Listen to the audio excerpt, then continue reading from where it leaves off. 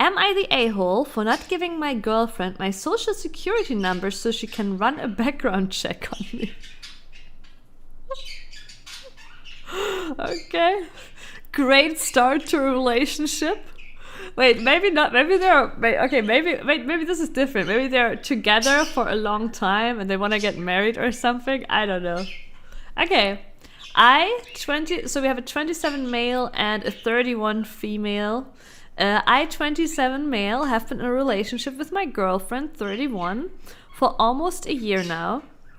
This evening, she sat me down and she said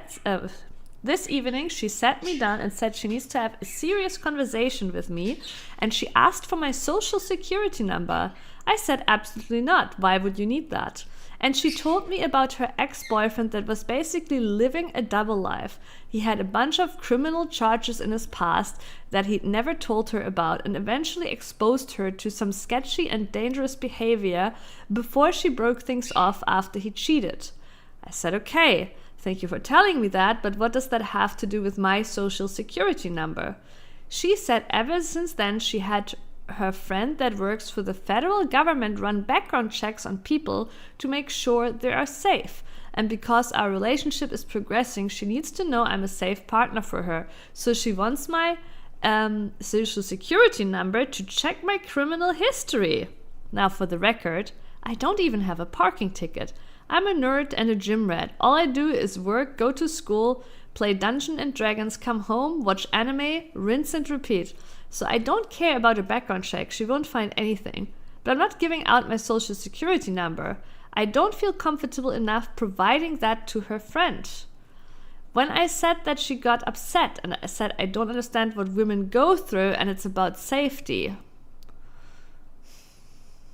I mean, while that is true, I have never once asked a person in my life to, like, in Germany, the equivalent would be like, hey, give me your ID or tax ID. Like, you know, I've never done that.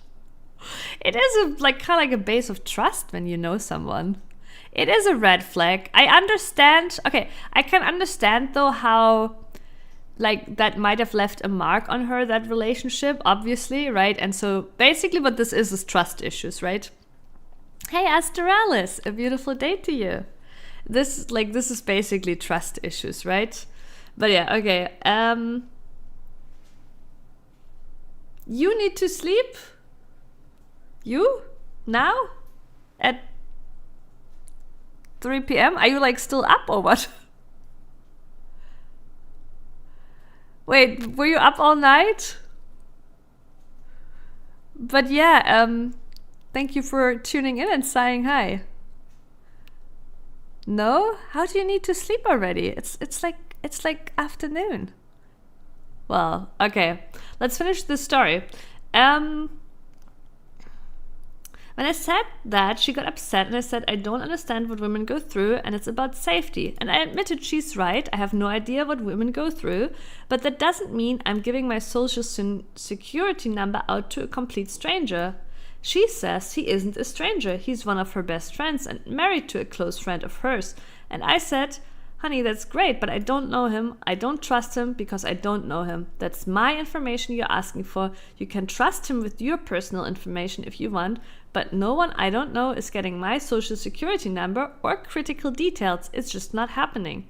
And she said that our relationship isn't going to be able to progress unless I give him my social security number, because she needs to know that she's safe and she's offended that I don't trust her taste in friends. Oh my god, that is grand. It is so grand that she is offended that he doesn't trust her friend while wanting his social security number because she can't trust him. That is absolutely grand.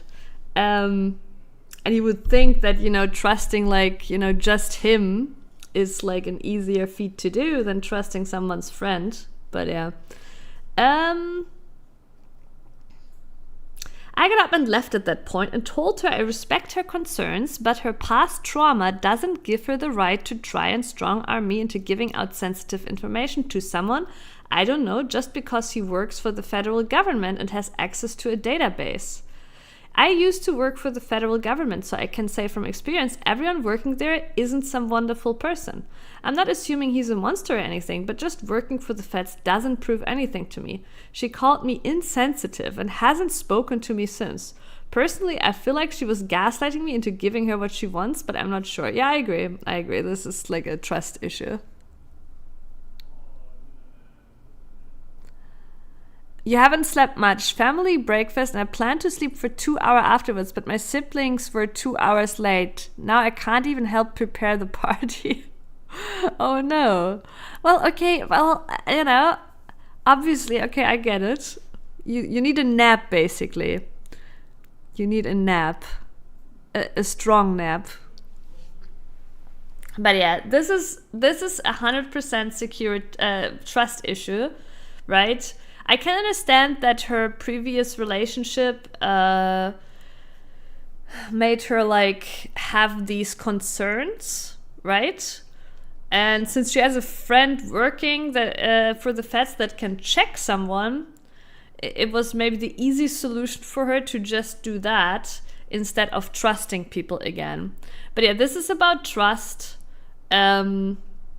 She should have rather like reflected upon her previous relationships, like what early signs there were, red flags there were that she might have neglected, right? I'm not saying you can't like get like totally like fucked over by someone, but if you're long together with someone in each other's lives and trusting of each other, I don't know, there is still clear signs, I think, of when at least someone is not forthcoming about something, not transparent about something, right? Which can be red flags. So, yeah, this is basically like having a private investigator like check out your partner, right? Like this is like at that point, it's like I need to check your phone, shit, etc. But yeah. Oh yeah, I was wondering this too, reading this, whether the government friend is even allowed to background check someone just randomly, without any real reason. Over here, that definitely would not be okay. Her government friend is committing a felony, not the a-hole. You want no part of this.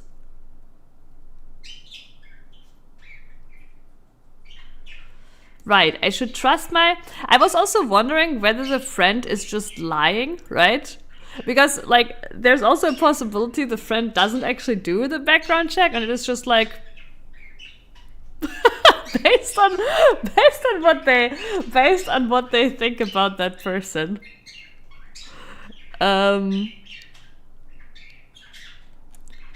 Yeah, it's a felony. So yeah, many people here saying that is absolutely a felony and you're not allowed to just background check someone because you feel like it.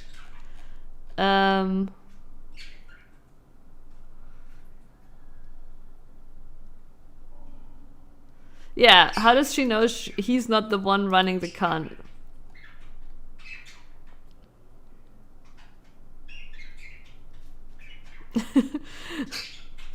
She's telling OP to trust a stranger who's offering to abuse his position and break the law. What part of that says trustworthy?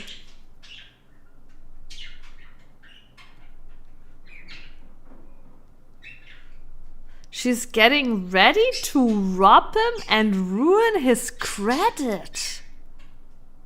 Oh, that would be insane. Maybe they calculate the red green flag out of the social security. Like this would be insane though. If actually this is all just a con, her story is fake, and she's ready to rob him. But I feel like a year would be too long for that. He said they're almost together for a year. That would be a very long con, right? Like I don't think she would invest that much time into it. But that would be that would be insane.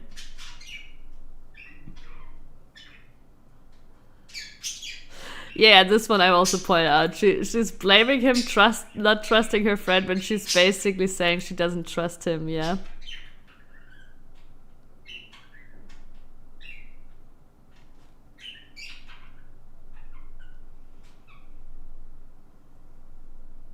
Yeah, I work adjacent to state government agency, can perform limited lookups on records of individuals. I would be fired, banned from doing business with the state, and possibly more for this.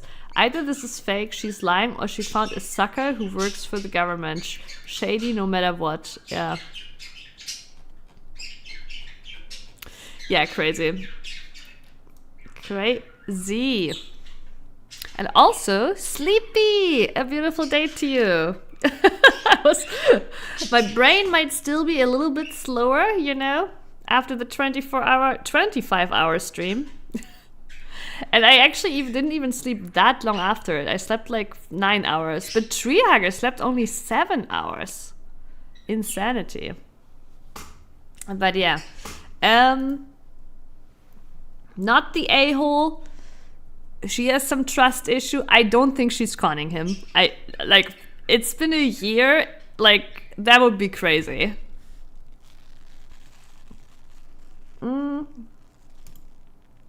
We're just clicking. We're not even like, you know, we're just clicking. Today we're just taking them as they come. Am I the a-hole? I cut contact with my mother on Christmas Eve because she told my 4-year-old niece she is an affair child that no one ever wanted. I mean, this is not an am I the a-hole story.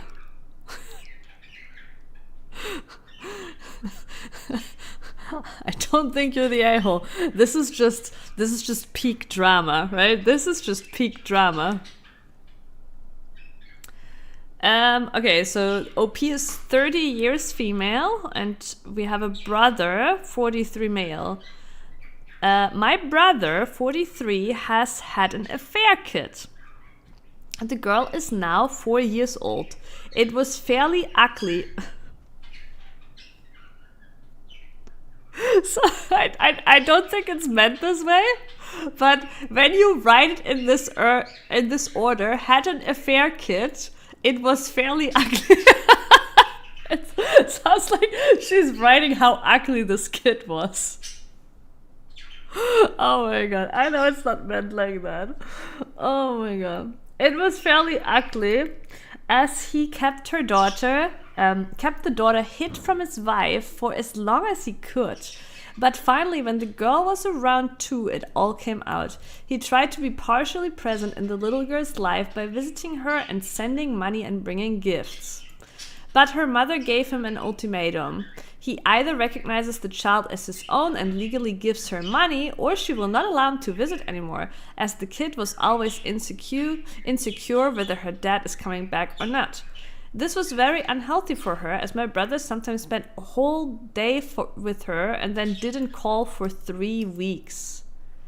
I mean, yeah, honestly, this is just the brother's fault, right? This is consequences.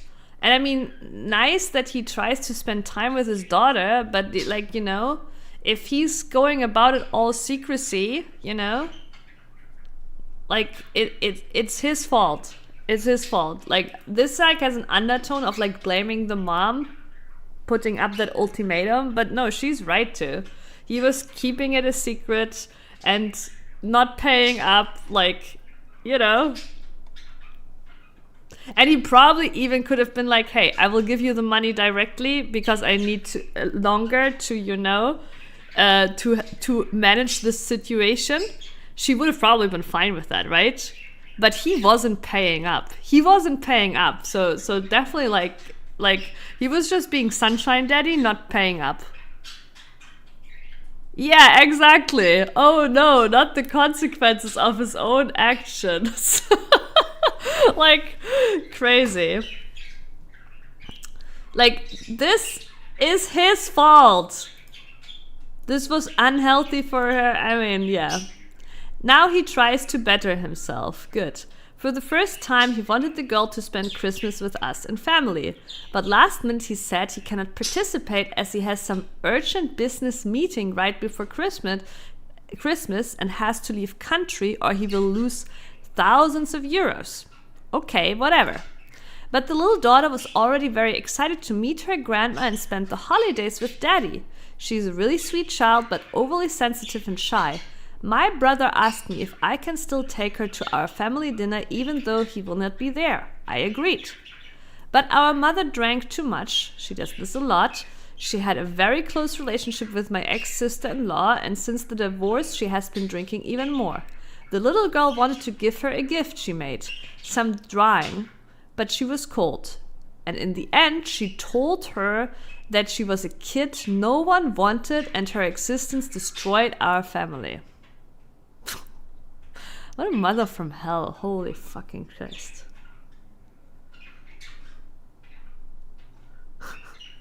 Like, literally the devil. The little girl is making her a gift. Literally the fucking devil. Now, yeah, is evil mothers, right? Is there something happening when you become a grandma? Like, is there something happening to us women when we become a grandma? Like, something snaps and we turn, like, full-on, like, witch mode? Evil witch mode? Do we all become malefics? You know?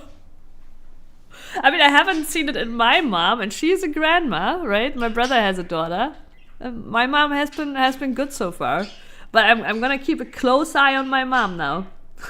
If I see any suspicious witch behavior.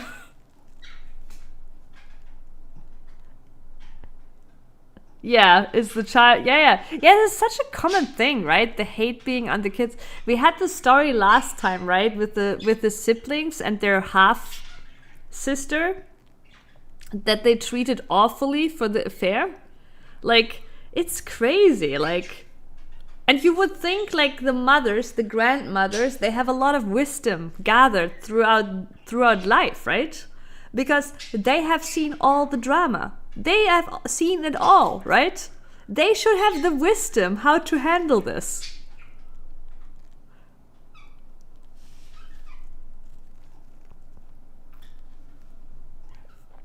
Yeah, maybe. Sleepy, maybe. It is really crazy. Also, I do realize this blanket makes it extra hard to read chat on the on the stream. Ooh, wait. Wait a second. Let me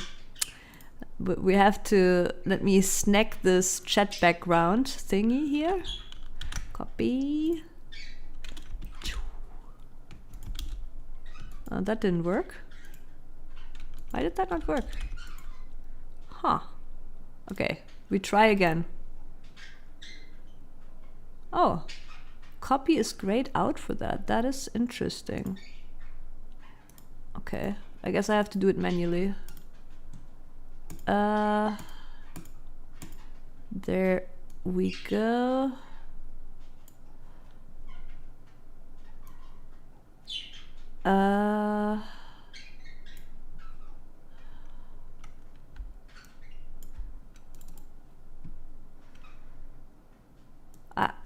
I'll have it figured out eventually.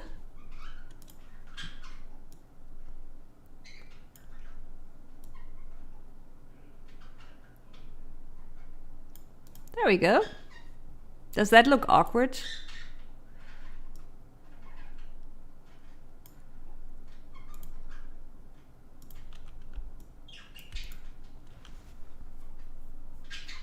I don't know, but at least chat is readable, right? Okay.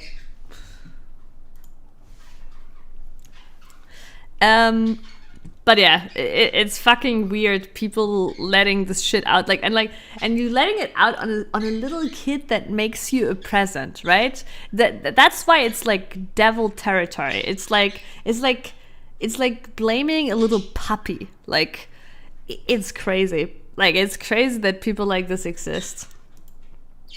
Now, I don't know how much a 4-year-old understands, but she started crying and wanted to go back home to her mother. So my mother didn't lose the chance to call the girl's mom, that Lil Ho, she's in her late 20s. Oh, so mother didn't lose the chance to call the girl's mom, That lil hoe. She's in her late 20s. She knew he was married. They actually met through our mother, as the girl was doing her nails at home. My ex-sister-in-law was also very nice with her. I called my brother. He got very angry and said he will cut all financial help to mother. We grew up very poor, partially because both our parents were drunks. Dad is God knows where, probably homeless, but we kept mother around. When the kids say, but we kept mother around. Oh my god. Ouch, yeah. But we kept mother around. Oh, that's crazy. And says it all. Honestly says it all. Yeah. I took the girl and I told my mother I don't want to see her ever again. My brother was a serial cheater with his wife. Wait. The brother is even worse? Oh my god. My brother was a serial cheater with his wife and she tolerated it. A kid was probably too much for her. But mom, yeah, I mean, no, obviously, mom blamed an innocent 4-year-old. We spent the night at a hotel, but the Christmas for her was ruined. I feel very guilty myself. I didn't buy her any gift. Well, buy her a gift now, please. My brother said he gave mother the money to buy her something under the tree, but she didn't. So we kept exchanging gifts and she was looking at the family completely lost. No fucking way.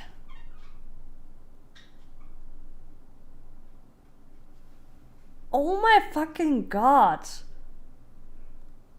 They had a 4-year-old there for Christmas and there wasn't a single present for her? That is even worse. We kept exchanging gifts and she was looking at the family completely lost. Oh my god, this breaks my heart. This is like just the thought of that. Crazy. This is like kid nightmare fuel. Like everybody's getting present and you're there as a kid not getting anything? Like, obviously the mom didn't use the money, though I am a bit surprised that, I mean, okay, she does feel guilt and remorse now. Like, if I spent Christmas with family and like I always get a present for my niece, right? Now I wouldn't get presents necessarily like for like, you know, for cousins, kids, you know, like further away, but like the close. And basically this is her niece, so I'm a bit surprised that she didn't consider getting her niece a present either, right? But especially after her brother asked her to bring her niece to that Christmas, right? But it might have been very spontaneous and she didn't know before, so I'm gonna give her the benefit of the doubt. But I do think it's weird when you bring yourself that little niece to Christmas that you didn't get her a present either. My mother blames the child and her mother for all this, but I feel she hates the child more. Maybe, just maybe, she fears the money will go only to the child, nothing for her. I feel so bad because everyone had a gift under the tree. We had 2 other kids her age there and they got presents and she didn't. But for a 4-year-old, she was weirdly mature about it. She asked the other girl if she can see her doll and said she must have been nice to receive such a gift. I hate my family so much.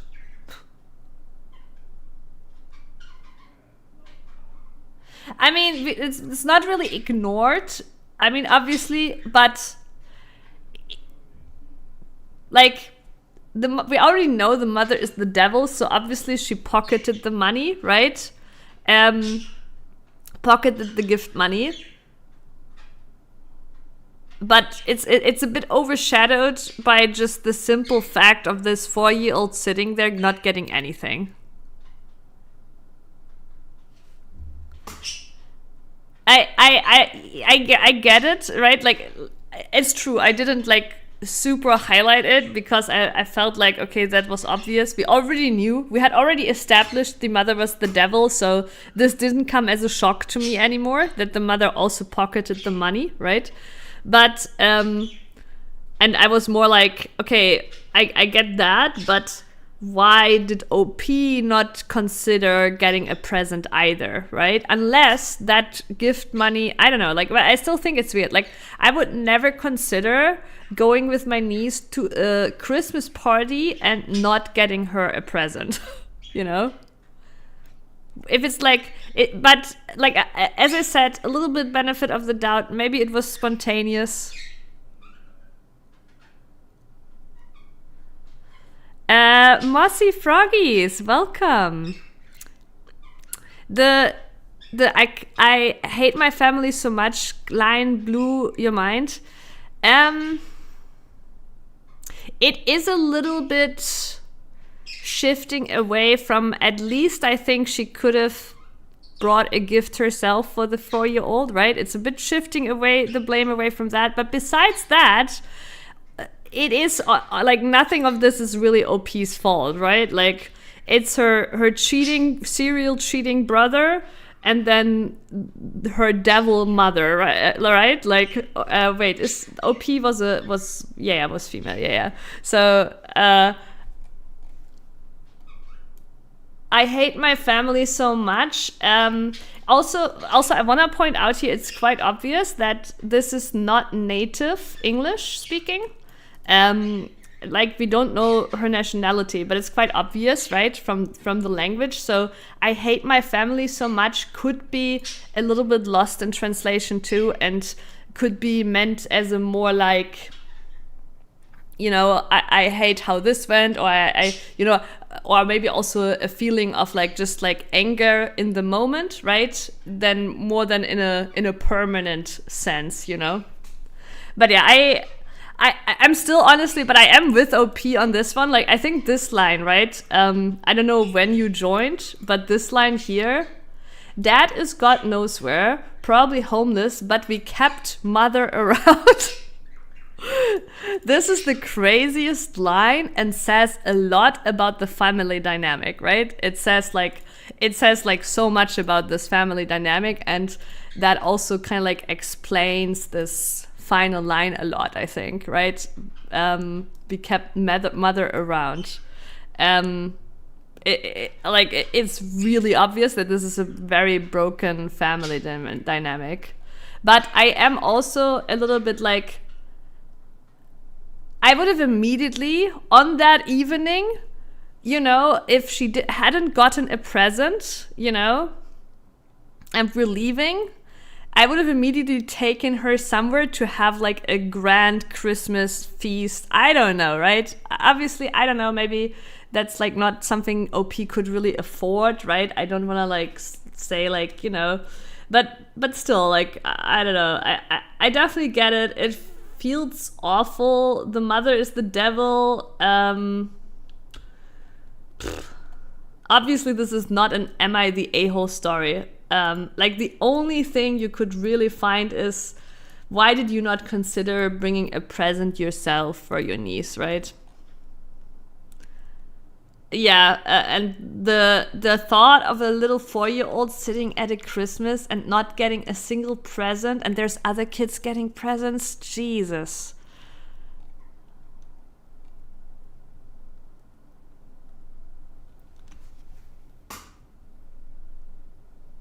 Broken family or highly intelligent writer.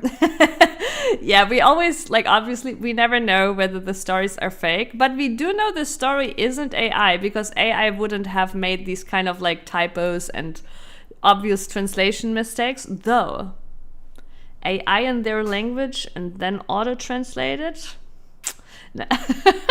Right? But for the sake of the entertainment, we will always just not always, but most of the time, just we will just assume it is true, right? Assume it's true, though there are some stories that seem so obviously fake that I will call it out. And I still can't wrap my head around sending a 4-year-old to spend Christmas with strangers without the one family member she knows, her own father, being present. And he didn't even buy her any gifts himself. This honestly as well, right? The brother, I mean, the brother is such a massive a-hole too. And I mean, it's obvious, right? He, cheater. He might have, yes, he might have spent time with her, but also he obviously didn't want to pay money for his kid. Then he didn't get her any gifts, honestly. But yeah, this is a really good point that the father actually, instead of getting her any presents, gave his mother money to get presents is weird too. Palmed the money off on someone who hates the child, forcing her to sit there like a spare part while everyone else opens gifts. What a mess, and absolutely heartbreaking for a child, yeah.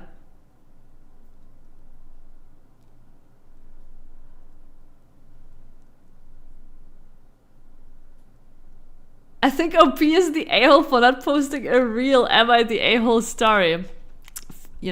Fair take. Okay, am I the a-hole for refusing to ski with child of wife's friend when it became clear they exaggerated his skill level? Child of wife's friend. Okay. I don't know why. In that order, it comes really weirdly together for me. So there is the wife has a friend, and that friend has a child. Okay, we have a 48-year-old male. I, 48 male, have a vacation house adjacent to a ski area. I've owned it since before I met my wife and had kids 11 and 13. The kids have grown up skiing 25 to 35 days a year, do lots of lessons, and as a result, they are both excellent skiers. My wife invited a colleague, Annie, and her family, including a 12-year-old son, Tom, to come out after Christmas for a few days. My kids aren't friendly with Tom. To my wife's chagrin, she is weirdly invested in being regarded by this woman as a friend, and having a friendship between the kids would help. Largely because the boy cannot help himself from trying to one-up all his peers, often with obvious fabulism. Yeah, we know those kinds. His parents tend to indulge his exaggerations. We've more than once heard how great he is at some skill or hobby, only to discover he's a notch above a tyro. I assume this is beginner or average. The parents want to spend their time out here cross-country skiing. My wife said she'd accompany them, and then voluntold me. This is some true snub language here. And then voluntold me that I could take their son along with my kids when we were to go downhill skiing. My wife related that Jane told her Tom is a good skier. My kids both gave me a look. We all knew it is likely Tom is very far from a good skier. I told my wife I was not going to sacrifice our holiday ski time babysitting the son of a colleague I didn't want her to invite in the first place. She insisted I take him. The compromise we reached is that I would show Jane and Tom what sort of terrain we intended to ski. If they attested he could do it, I would take him. But if it turned out he was not capable, she would need to pick him up and figure out what to do with him for the rest of the visit. For example, they could enroll him in skill-appropriate group lessons. Just as my kids and I suspected, Jane and Tom told us he was an excellent skier and would have no trouble keeping up. And likewise, in line with our hunch, the moment we went to drop into a bowl, he freaked out and wouldn't do it. I called my wife to come get him. She said they were mid-cross country and couldn't make it. I said that was not what we agreed. I took Tom to the lodge and put him in kindercare, which usually only goes up to age 7. I mean, he's only 12 though. This would be like only hilarious and like, kind of like, oh, get what you deserve if he was like an 18-year-old, right? Like just a young adult, but he's only 12. Like he's being punished here so hard while he's really, really just a kid. Really just a kid. We have to keep that in mind. He's only 12. So this OP is absolutely an a-hole. I still find it really funny too, but the OP is also an a-hole. He is an a-hole because this is only a 12-year-old, and 12-year-olds do exaggerate and have no clue about what they're capable of, right? So, and this relationship between him and his wife and all the shit, like, it's like there's no, like, that all of that shit doesn't have to be reflected upon the 12-year-old. But it was, okay, I would agree if it was just the kid, but listen, it wasn't the kid that said this.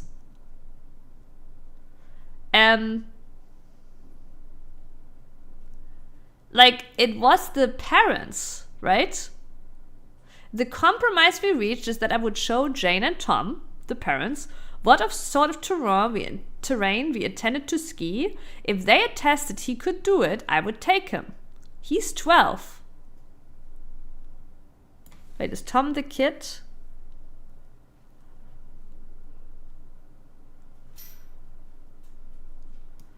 Oh, okay. You are right. That is the kid. And Jane? Who's Jane?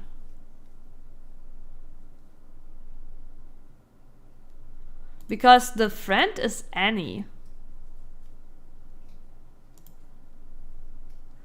But unless he changed name, because up here it says, my wife invaded a colleague Annie and her family.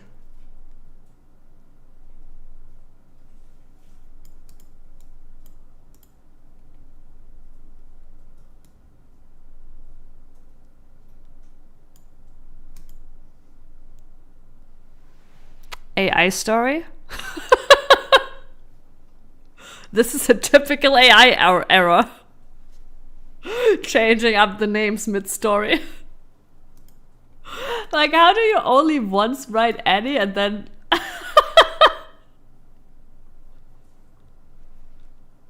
This is honestly a very typical AI error, switching up names mid-story.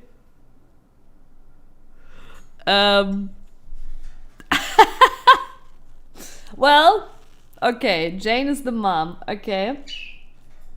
But still, like, I'm just gonna say it, he's only 12. I think the mom is to blame, right? If the mom says he can do it, then the mom is to blame. She's the adult. She should know what he can and cannot do. He's only 12, right? It is funny, and I'm not disagreeing that he will still learn a lesson from this, but the mom here is way more at fault than Tom. Like, because she is like, she's obviously supporting this, and she's obviously the one exaggerating the skills of her kid all the time.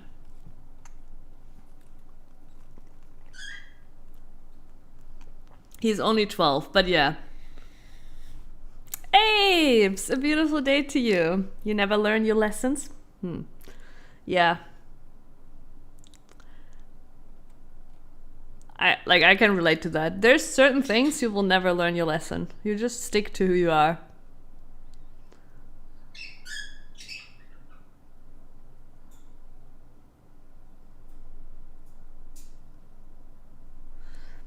Yeah, but like, to me it looks like it's actually the parents that make it, because the parents are constantly exaggerating the greatness of their kids.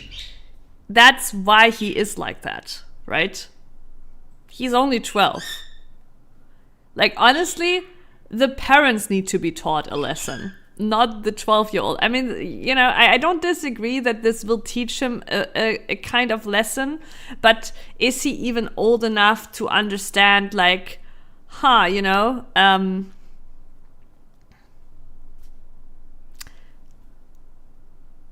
all are to blame. The kid is 12 and at 12, well, you're 12. Yeah, like, I don't know. Like, it's like he will learn the lesson of, like, I'm not able to do this, but yeah, I don't know. Like, I think, like, honestly, it looks to me like the parents are the idiots.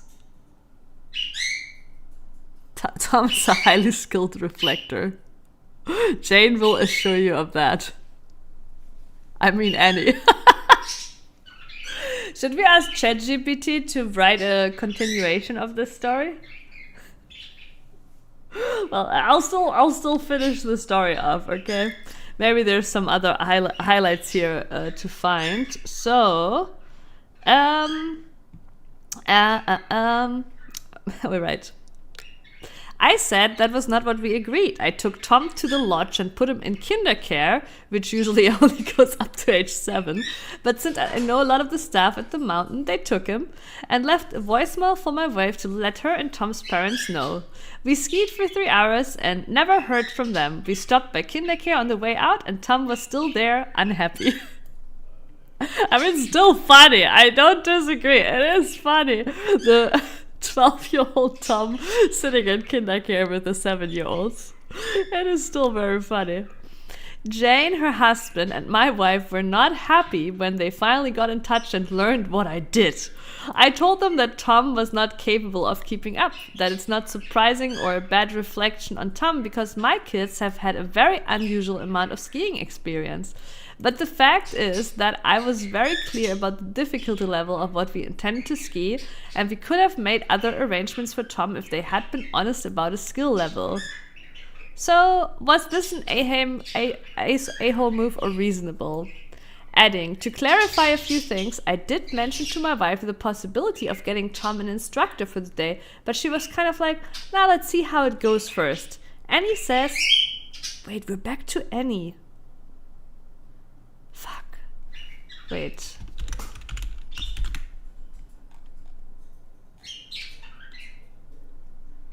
What is going on? Maybe Jane is the dad. Is Jane...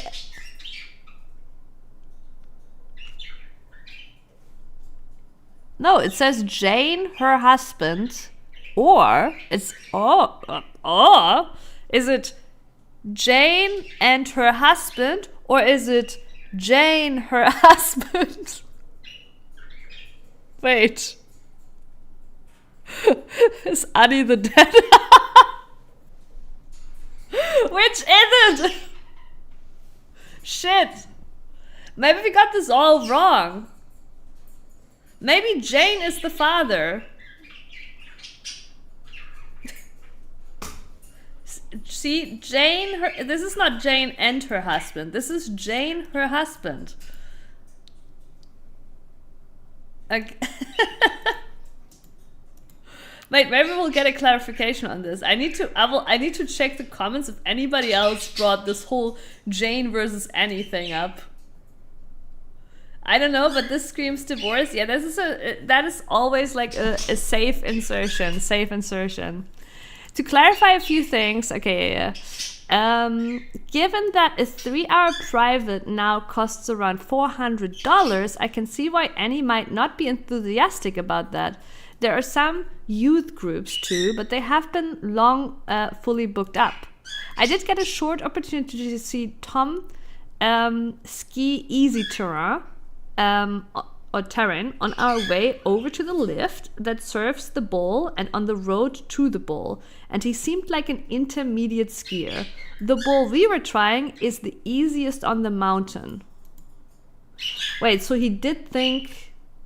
Well, if that's the easiest, then that sounds like he did think he would be capable. But yeah, probably people asked, like, did you not know that? But like, if you didn't know, like, if you did know in advance, then you're the a-hole. Blah blah. Okay. I wanna know.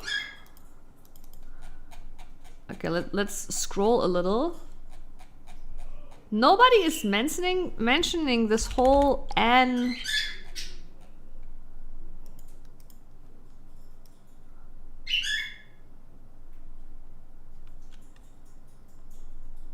Why is nobody mentioning this whole Anne, Jane thing? Does nobody dare to? Because maybe it's like because of gender issues? We do need a 1% Redditor comment.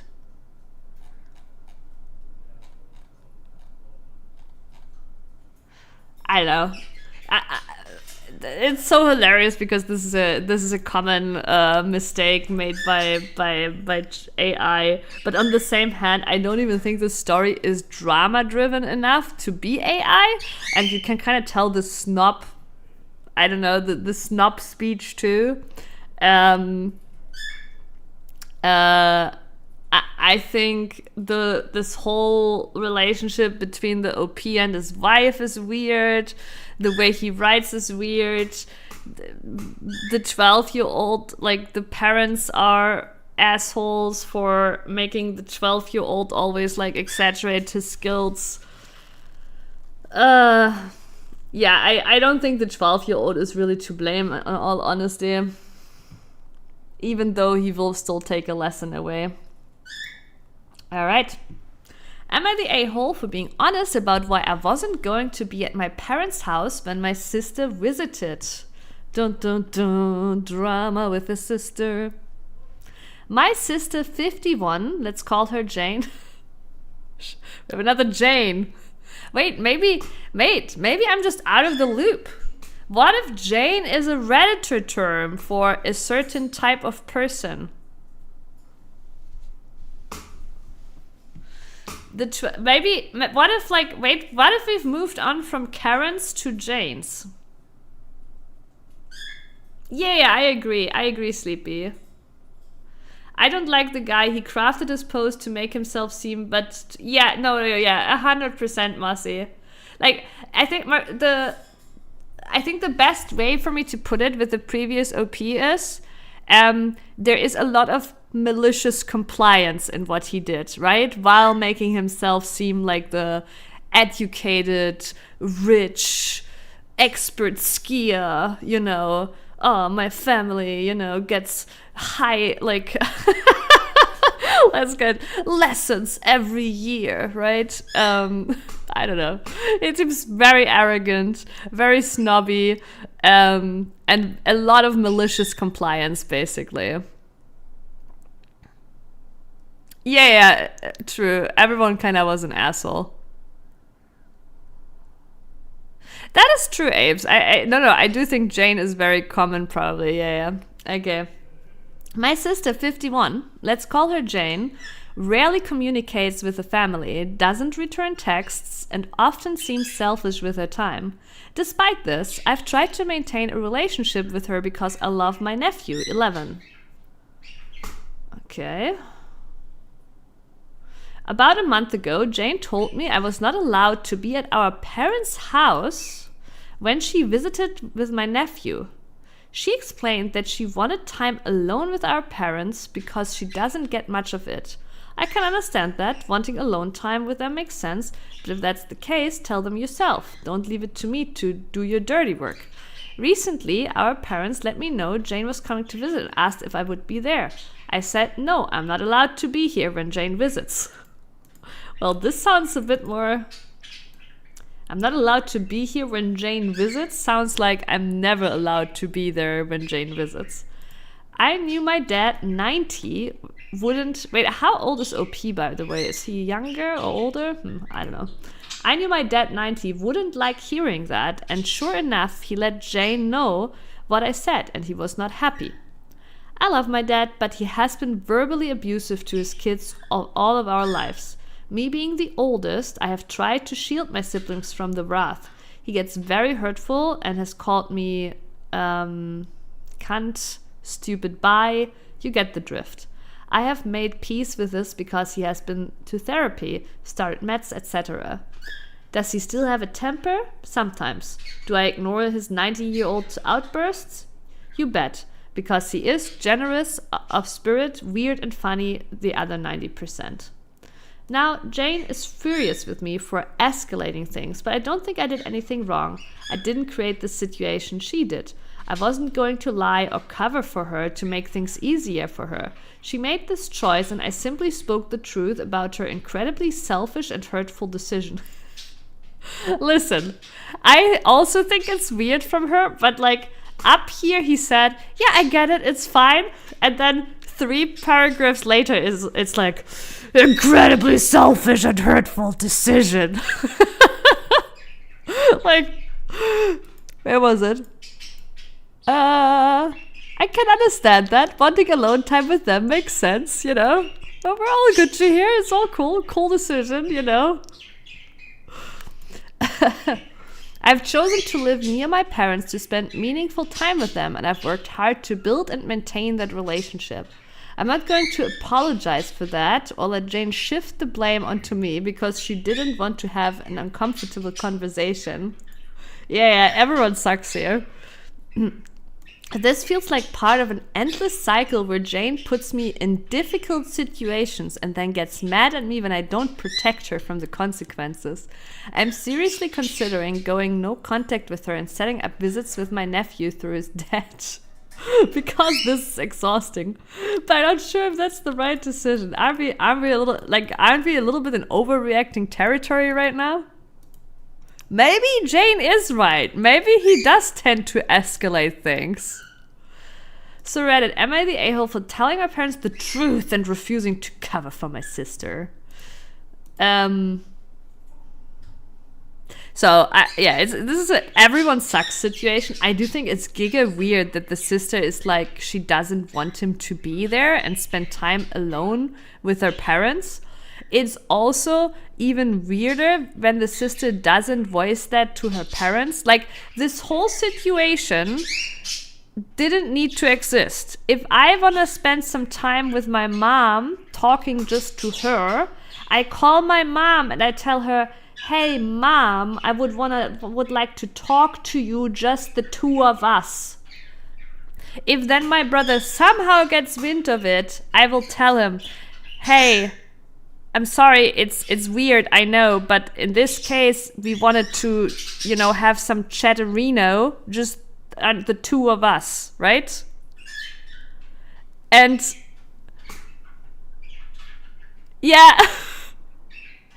And like, maybe Jane is right. The way he like goes like, oh my god, I'm gonna go no contact, is like such crazy escalation levels and exaggeration of what's actually going on here that I think maybe Jane is right. Maybe he does escalate things.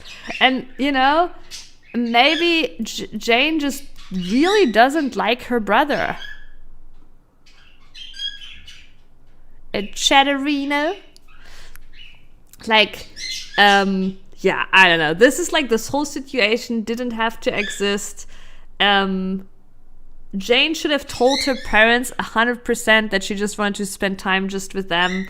But also, it does make me wonder if there is some issue actually between the sister and the OP. That it's not a thing of, hey, I want to talk to my parents by myself if time.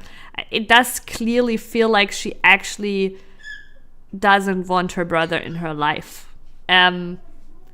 Also, we can like tell from the start, from the get-go, that he is like condescending towards his sister, right? Rarely communicates with the family, doesn't return texts, and often seems selfish with her time. So, this might be just like what he experiences, right? Because she actually just doesn't want to spend time with him, right? And yeah, he might be an obnoxious fuck, and which is why she doesn't return texts to him. And maybe her life is busy and she doesn't get to spend time with her parents as often. She doesn't live as close. It's a far travels for her, and she doesn't want to spend time with her obnoxious brother when she has the opportunity to visit her parents. She also has a kid, yeah. It's that is kind of the vibe this is giving off. And there isn't enough information here to really like when he says she seems selfish with her time. She has a kid. Like, what does this mean? Is this trustworthy? I don't trust this OP. We don't have enough information. But she definitely should have told the parents too. So everybody sucks. But honestly, I almost feel like the OP sucks more than the sister. But maybe that is also me. When I can like relate to maybe like being, you know, I think so too, Sleepy. Not yet. See, they're not gonna agree with the vibes we're getting. But like the thing is, right? Like this is always like some nuanced shit where you don't know the nuance. We don't know the details. We are judging lives based on like some paragraphs that a guy wrote that isn't even trustworthy, right? Like, or maybe nobody like was maybe like, you know, fiction. It's maybe fiction, right? Like, so obviously this is always like, you don't have to be like, nobody is right here. Nobody is right here.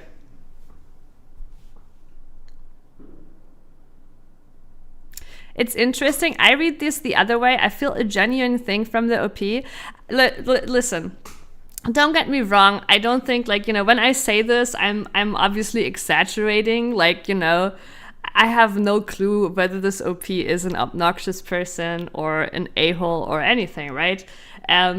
But I think the interesting thing about this story is that we have like two sides of a coin here, with the sister who's busier and with the brother who cares for his parents and lives close to the parents and is very has a much closer wire, basically. That's how we say it in German, to his parents, right? So I think naturally some people will relate more to that, and some people relate more to the sister that don't have as much time to spend with their parents, you know? And so I think actually it is an absolutely fair take to see it the other way around too.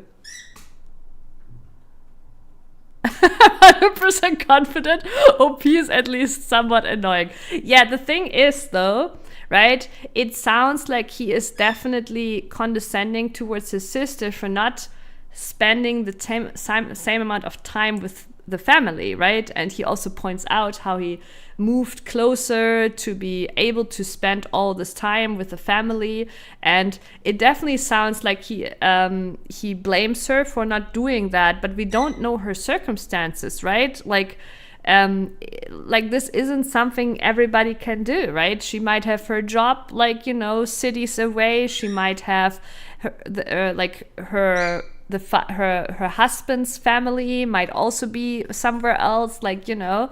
So, and that's these kind of things is what make you think like he's a bit obnoxious, because it seems like he doesn't really take these things into consideration, that she has a kid, etc., and is just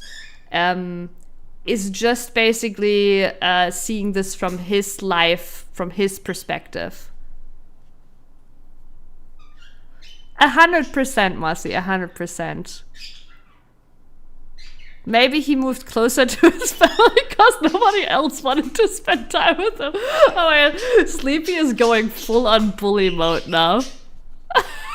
Full on bully mode now. But I do agree. And thank you so much for the follow. Oh, and what a failure by me. The alert is not on top. Listen, this was my first alert in this beautifully new scene I made for reading Reddit story. Right, let me do this right. But yeah, thank you so much for the follow. I really appreciate it, and I will, in fact, also to test it, we will just repeat this. There we go. Hell yeah, it is on top now. Okay. But yeah, thank you so much. But yeah, no, 100%, there's always two sides. But yeah, I think this one is especially something where like, there is no like clear like basically the OP isn't like the absolute devil. I don't think the sister is an absolute devil, so you can kind of like relate to points on both sides. But I do also tend to say like there is a few things here that he is saying that like seem very like self-centered, where like, because she has a kid and stuff, right? And or not necessarily self-centered, but very like, I spend so much time with family, right? And it sounds like he already like he's already mad at her for not doing that, but we don't know her circumstances. But yeah, it is a funny. Wait, actually, let's read some more comments. Not the a-hole. She set the situation up. Like I generally, baseline, I obviously agree. She should have told the parents 100%, right? So if it's just about this question, not the a-hole. Like, but also this sounds like a crazy overreaction. Like going no contact over this shit. Note the a-hole, don't do asshole things if you don't want people knowing you're an a-hole.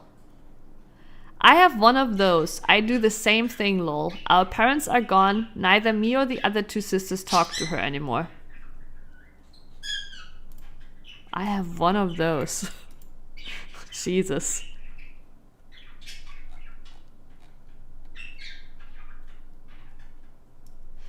Not the did you tell Jane that you would tell her the truth? She knows that I never lie because I will end up forgetting what I said. Yeah, like obviously that situation, like, is not wrong. Like you know, she should have told the parents 100%. What a weird family dynamic. You guys always pulling this silly shit with each other. It is, yeah, it is. What is weird about this a little bit is like that it still has this like, it kind of still has a dynamic where it's like each of them, both are like just for themselves basically, and then the parents are the final judge. That is weird because, like, I mean, like, she's 50 and I don't know how old he is, right? That is actually really weird because, yeah, if I think about it, my dynamic with my brother is nothing like this. Like, my brother and I, like, are really close and we just talk really openly and there is no, like, hate or condescending or anything. And if my brother does something I don't agree with, then I tell him straight up, right? But this whole dynamic still feels a bit like they're not really fully telling each other, and you know, and then the parents are still the final judges, as they are literally going into pension. That's kind of wild. At that age, I don't know, the parents shouldn't be the final judge anymore. But yeah. Next one. Am I the a-hole for telling my sister that a pregnancy announcement doesn't count as a Christmas present? Oh my god, it's so good. My Christmas present to you all is that I'm pregnant. Oh my god, the imagination. Somebody can clip this right now out of context. Oh my god, this is so grand. Oh, that screams like self-centered, if anything else. Imagine if she gift wrapped her baby up. Her belly. Yeah. No, her baby. No, her belly. Yeah, that's even better. Yeah. Like a big ribbon around your belly. Oh my god. This is like, I mean, I'm not a doctor. I don't know who or what is a narcissist, right? But this, like, to me, this screams narcissism like crazy. But also, okay, it could also be a joke. Okay, listen. If you actually commit to the bit and you put a ribbon around your belly, I could see this being like a crazy joke, you know? But then you would still bring some presents, right? But I like, honestly, it's a kind of joke I could do. And then like have the presents hidden away and bring them out after. And it's honestly, that's funny as fuck. So yeah, but yeah, I could see that as a skit too. My 32, the OP is 32 male family gets together every year for Christmas for a week or so at a popular vacation spot in our state. Okay, for Christmas for a week or so at a popular vacation spot in our state. This has been a tradition since I was a kid, and every year we do a secret Santa exchange. Anyone over 18 is put into the pool, which helps cut down on expenses as you only need to purchase a present for one adult instead of all the siblings, parents. Yeah. I mean, I think every bigger family does something like this. Kids and teens under 18 would get individual presents, but the youngest is my sister, who is 24, so it hasn't come up for a while. My sister, Heather, 24, is the one who had my name this year. She gave me a positive pregnancy... This is even worse. She gave me a positive pregnancy test wrap up to look like a DVD set of my favorite show. This is like this is worse on so many levels. He baited him with his favorite show, and also she wrapped up the fucking pregnancy test she peed on, okay? Nobody wants to have that. Hear me out? No! This is only okay to give to your partner, alright? The baby now officially belongs to him.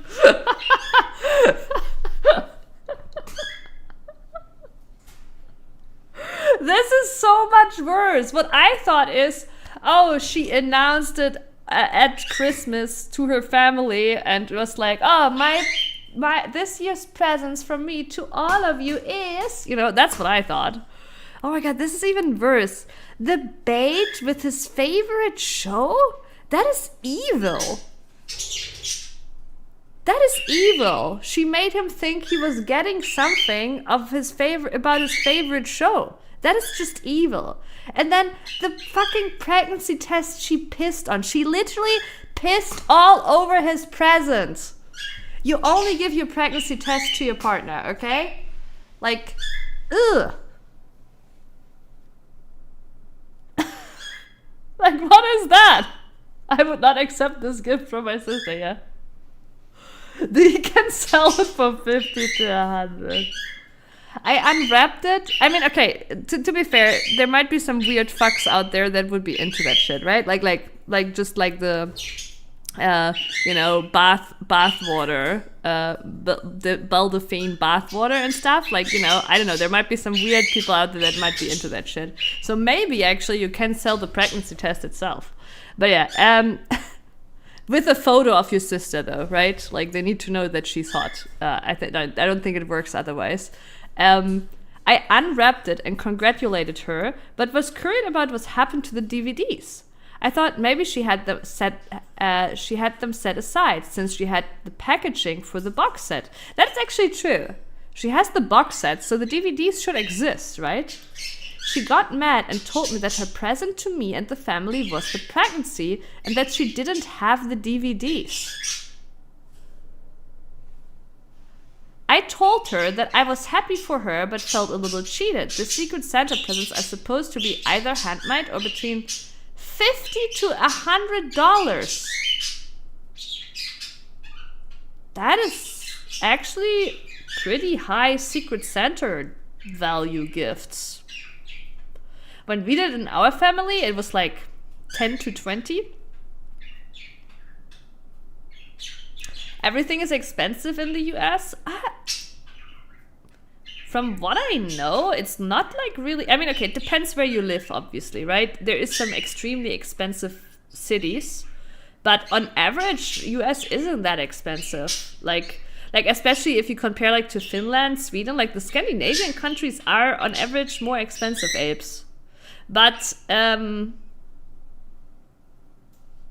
don't know, like, could be a expensive city, could also just be a family that can afford it, right? But I'm just thinking, like, listen, I could afford this no problem, doing a 50 to 100. The reason we have 10 to 20 in our family is because an 18-year-old cannot afford that, right? So it's just a lot for an 18-year-old. And they and the story said they also like including 18-year-olds, right? So they're usually high quality presents. Also, Heather didn't tell any of us that she was trying to get pregnant. She isn't married and we don't love her boyfriend. So it was kind of mixed news anyways. Oh my god. Yeah, it was a true center surprise. Like all around. I get that she was trying to be cute, but am I the a-hole for expecting the DVDs a real present? No, you're not. Her present from my aunt was a $100 gift card to a spa she loves. For reference, my parents think I should just be happy there will be a niece or nephew, but it still doesn't seem fair, and I just don't think a niece or nephew in 6 months counts as a Secret Santa present. Okay, maybe he doesn't need to get the whole baby, but babies don't need 2 kidneys, do they? Oh, oh my god, imagine there was an update, like, in like, update 18 years later, Am I the a-hole for expecting my nephew's kidney? After my sister gifted her nephew to me 18 years ago. This is like when mothers promise their future children to the witchers, yeah.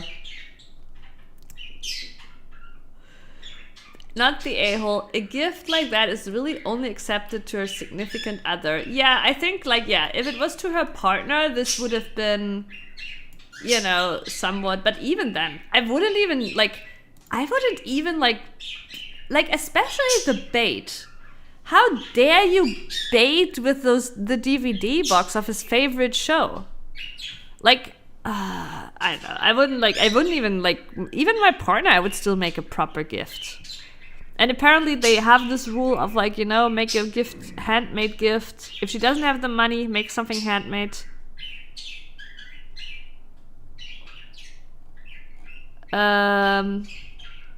I would find a way to get the sister's name the next year and place a negative pregnancy test in the empty box of something the sister absolutely loves. When she opens this up, say, your gift is you don't have to worry about me being pregnant this year. Oh my god, I love that. I love that so much. This is the best reply. I'm gonna pack salted licorice inside Doctor Who DVD box and send it to... Oh, yeah, it's literally evil, apes. It's evil. This is literally, if somebody made me a Doctor Who box because I love Doctor Who, that is... But it's, apes, it's not as evil as this one, because salted licorice, even though I don't like it, I can still give it to someone who likes it, and make them happy. So... still not as evil, Still better. But it's too big, isn't it? You have to just be kind to the woman.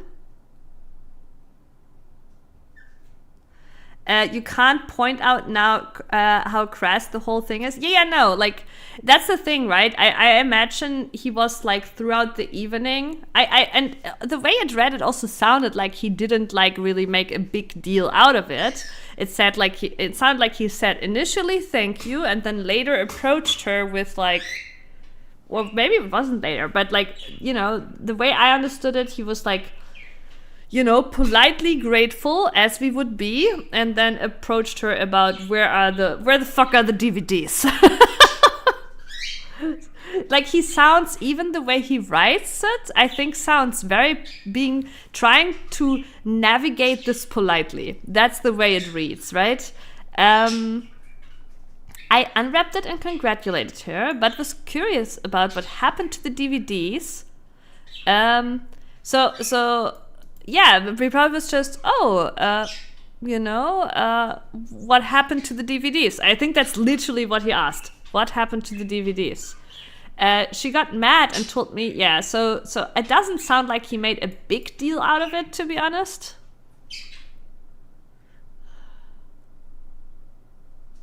Yeah, how crass, yeah. I'll just pack a little bit of my admiration in the box. Oh.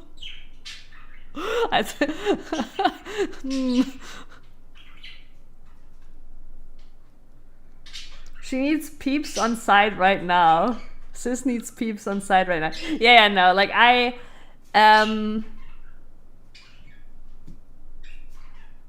yeah, I'm actually, like, here, if I imagine this happening in my family would call that person out openly. Everyone. Like, my family is very direct and very blunt. If somebody, like, if somebody pulled this, right, like my youngest cousin or something, if she pulled that, everybody would be in agreement and would be like, yeah, like, this is not really a present. It really isn't. Like, there would be, like, no doubt in my mind that everybody would be, like, in agreement that that isn't a proper present. Maybe it's because we're German. Maybe. Yeah, I think, like, it isn't our nature to be very blunt about these kind of things.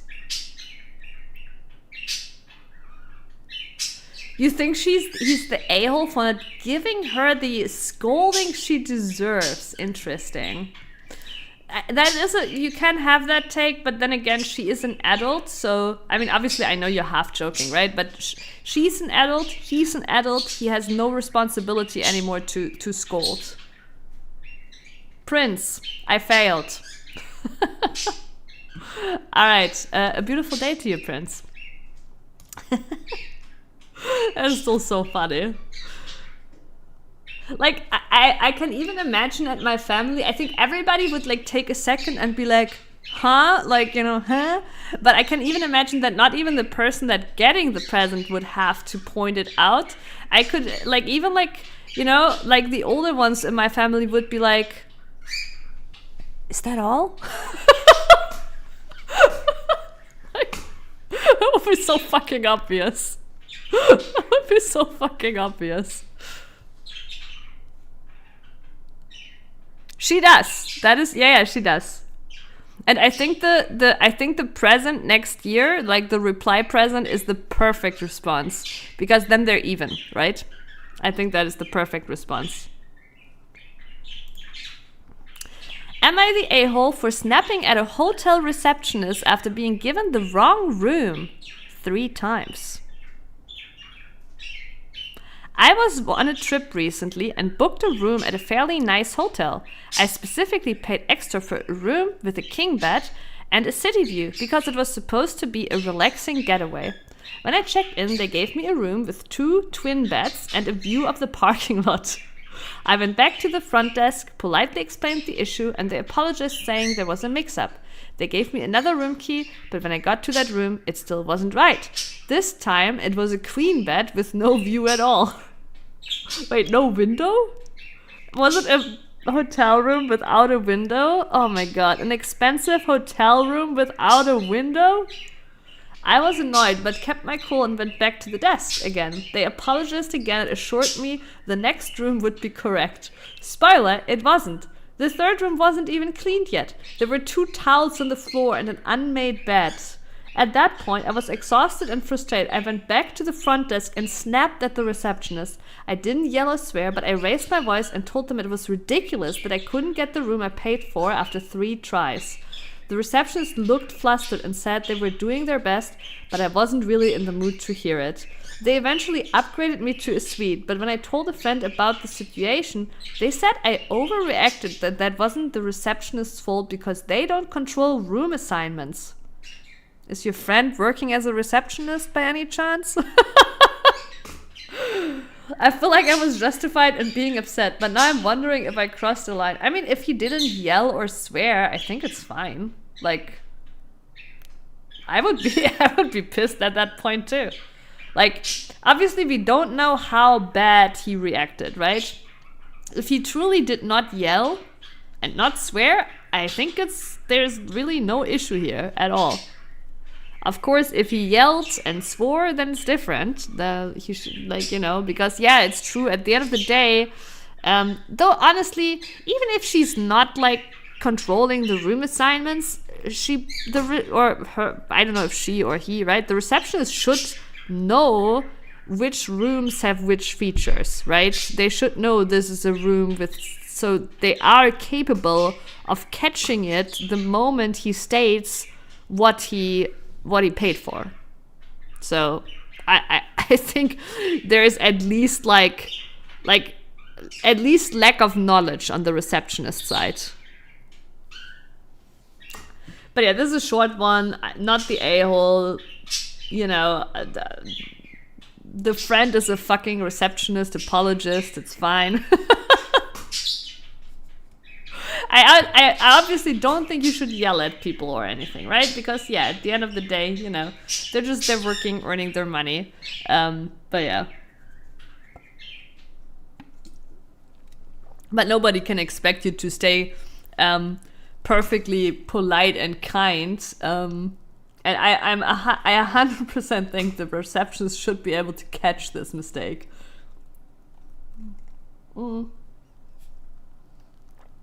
Yeah, you were super patient. Yeah, I agree.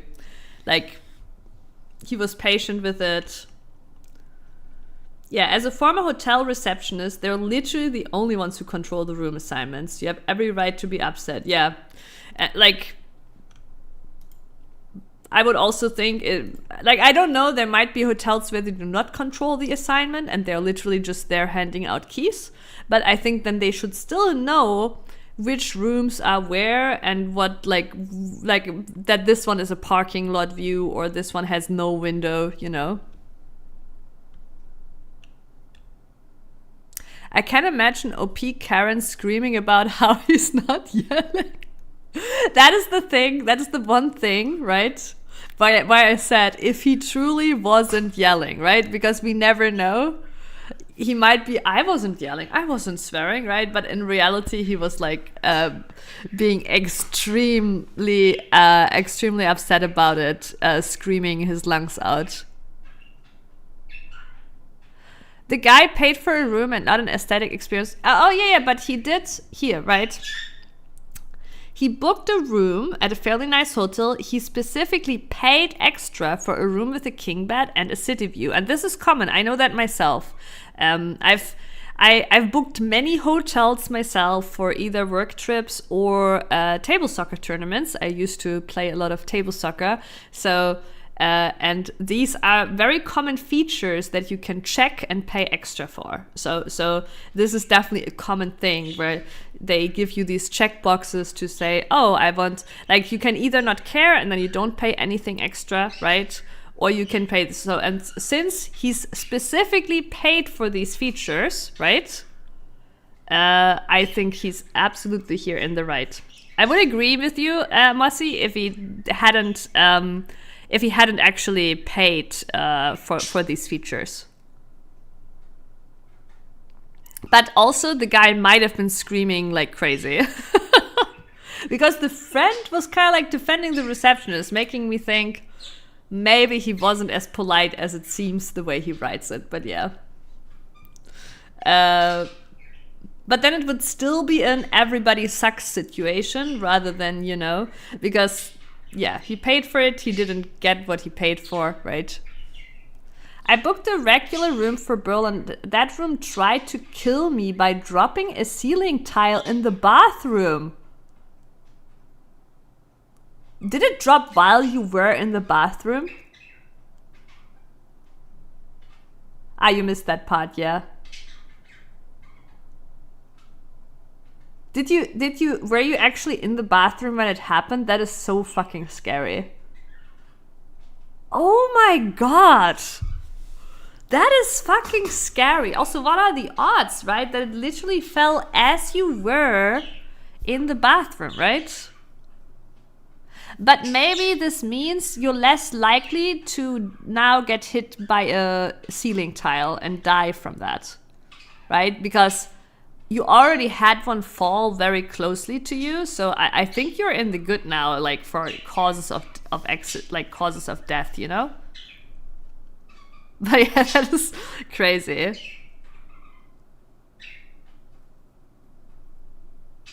Tried it once, failed, yeah. But no, actually, Apes, I get it, I agree. I would be the same. I would be like, well, I already had one fall here. If I go into another room, you know, I reset the RNG. But at the other hand, you could be thinking that there's something wrong with the bathroom ceiling. I don't know. I might be, like, I think I would still be worried that more tiles in the bathroom will fall down. Yeah, it is really unlucky. But Apes was really lucky in her unluck. So, you know. Am I the a-hole for telling my wife we are not going to move just because my ex bought a house near where we lived? My wife and I have been married for 3 years. Wait, before I go into this, like this title is actually already like a little bit So what are, like, I just, before I start reading this, we can already make some bets, right? Do we have a crazy ex here? Or is it truly just a coincidence? But I also agree with the fact I would not move either, probably.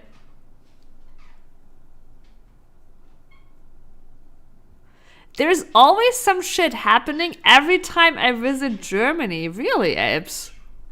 What other accidents were there? Is there someone in Germany trying to kill you?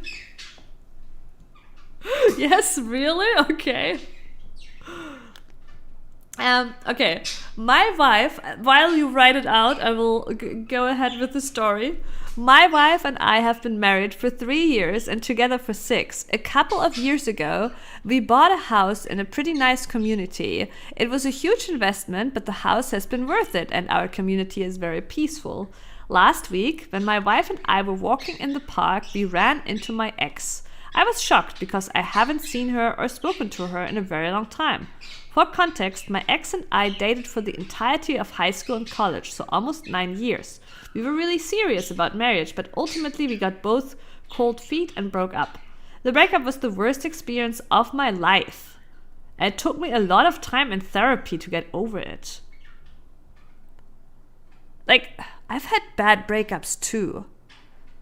But this sounds like, okay, they both had cold feet, they broke up, nothing actually that traumatic happened, and then you need therapy? I mean, the therapy was probably for other stuff too. I'm just like, ooh, okay. But I ultimately did get over it, and it's all in the past now. Well, if he needed therapy, it sounds like he wasn't able to really let go, right? So maybe the wife's worry is not that unreasonable. When I ran to my ex, we were both surprised and caught up on life. My ex had bought a house in this community a few months ago with the help of her parents. My ex was really friendly with my wife too. We had a pretty short conversation and that was it. However, when my wife and I got home, my wife just completely freaked out. She said this was intentional from my ex, that she had bought a house near where I lived. She said during my entire conversation with my ex was furiously blushing. I told my wife to relax and stop overthinking this, and it was just a coincidence that my ex had bought a house in our community. The next time my wife brought up the possibility of moving, I told my wife there was no way we were moving, especially after all the effort we took to move here. I told my wife she just needs to relax and stop freaking out for no reason. Well, generally, okay, so I do think this breakup sounds crazy, but generally it's a crazy reaction to move literally out of your house you bought because of an ex. That is a crazy reaction. So obviously there is some crazy trust issues here. Like, because yeah, it shouldn't matter. Like, he should be in love with his new wife and really like shouldn't actually like see the ex that way anymore. But also the way he writes it, that it was like the worst thing of his life, he needed therapy to get past it. Like, it does sound like maybe I'm just wondering, did he stalk her? Was he not able to let go? Like, what happened, right? That it was like that he needed therapy to get over it. Okay, let me first catch up on Abe's German whoopsies. Well, first trip to Hanover, a volcano erupted in Iceland. Oh, yeah. I actually think I remember that. So yeah, that made like the planes all like, like some of the planes weren't going. Then next trip, München. Granted, we were already in Finland. We were coming back from the airport by train and someone wanted to off themselves with the train. Oh, so the train was stuck on the railroads. And then lastly, the Berlin ceiling tile. Okay, but the other two are more like traveling inconveniences, which I would argue happen all the time. And you're right, in Germany, they happen all the time. Like, these kind of traveling inconveniences, like, I don't know, are extremely common. Yeah, unfortunately. The tile, though, crazy. Mossy, all my life experience and the wife's reactions tells me to pay very close attention to the situation. All sorts of red lights and flags are waving. Yeah, like there is very little trust here, right? Because, I mean, also it's crazy. It's not just like they only met once. The wife is immediately, we need to move, right? And she's here because of you. But to be fair, like, and that's what I'm saying, there is like this small thing here where I'm like, I mean, the breakup does kind of sound crazy. That's why I'm seeing red flags, honestly, on both sides a little bit, right? It is weird to have this kind of lack of trust and communication when you're married and having a house, right? But also, I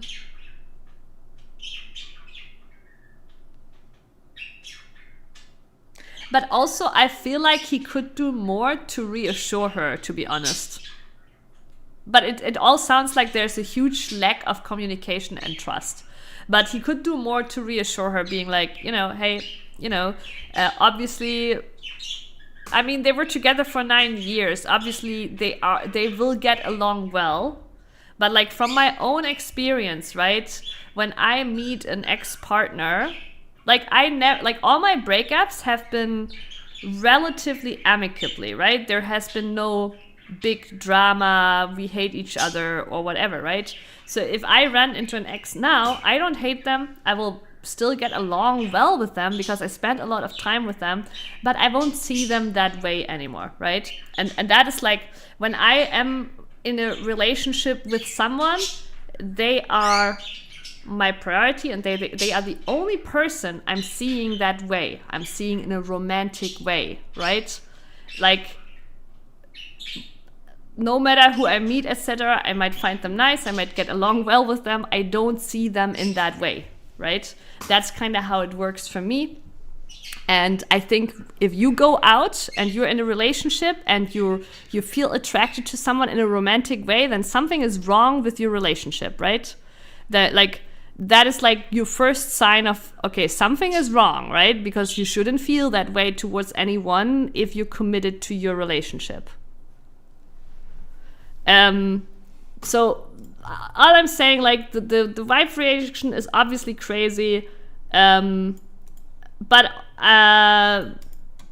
he's obviously not the a-hole. The reaction of the wife is just definitely like many levels of crazy, but I also feel like we haven't gotten like that much insight into this whole thing.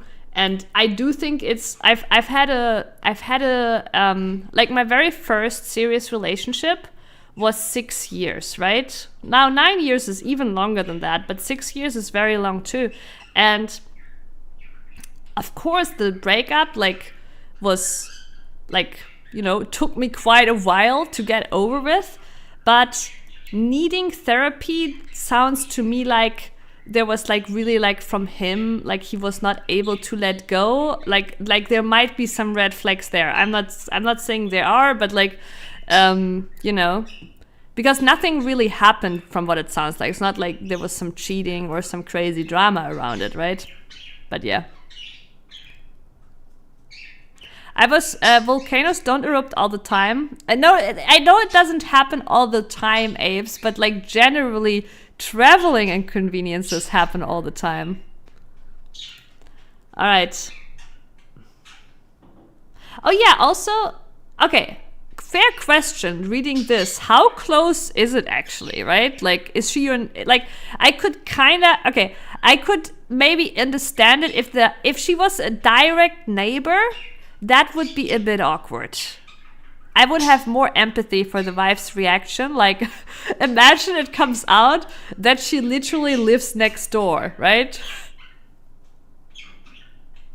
But otherwise, honestly, I wouldn't give a shit. Like, that's also a thing. I wouldn't give a shit, right? It's not like I'm, like, going out all buddy-buddy with neighbors much anyways.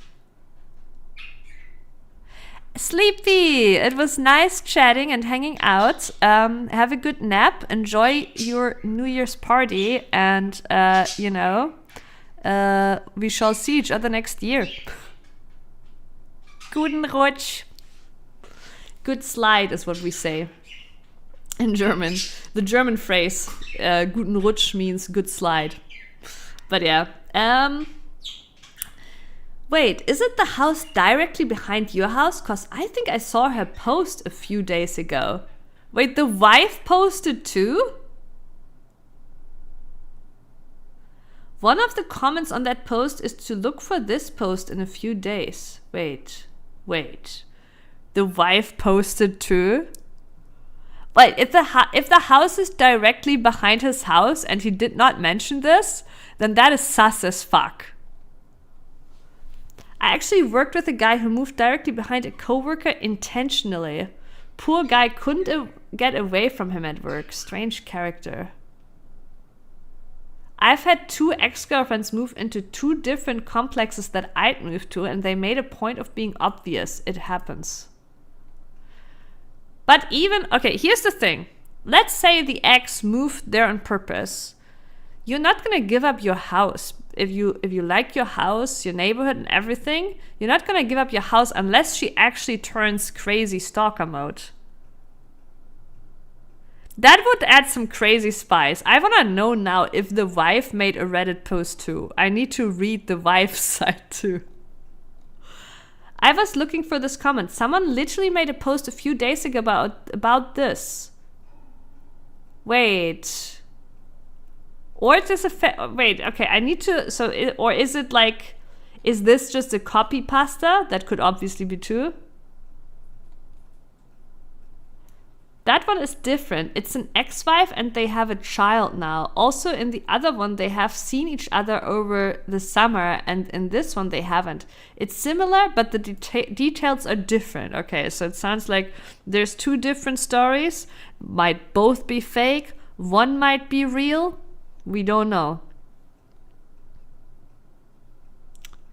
Tag it? Okay, wait. Let's see. But it sounds now more like that was a different story. Accidentally bought a house adjacent to my ex's house. I'd leave town if that happened to me. I've known crazy women. No, of course, Mossy. If it's like crazy stalker, right? You know, crazy stalker woman, I would leave too. Like, you don't have a choice, right?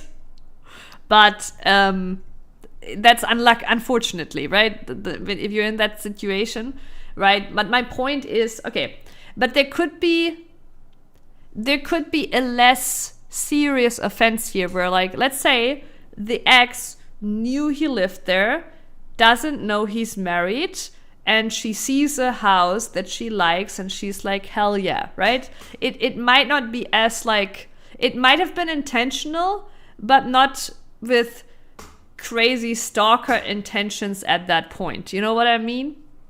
It might have been like, oh yeah, wait, he lives there too, maybe I can reconnect. But then when she finds out, oh, he's married, shit, right? Then she finds out, well, you know, never mind, right? There is less serious, you know, incidents like that, basically. And so I'm saying in that case where it's like, yeah, she might have done it intentionally, but she could have done it intentionally without it being like her primary goal or her primary target or being stalking him, basically, right? And in that case, like, it doesn't really matter. Okay. My fiance and I bought a house together in early November. We love the house, love the neighborhood, love the location. We haven't been able to move in yet because we are remodeling a few things. So yeah, there's already a difference, I think. Today, while we were there, I opened the Wi-Fi on my phone and the first one to pop up, meaning the closest signal, was called ex-wife name and ex-name. And my jaw hit the floor. Like, what are the odds that there's another couple with those names and those exact spellings? Pretty slim. Wait, but...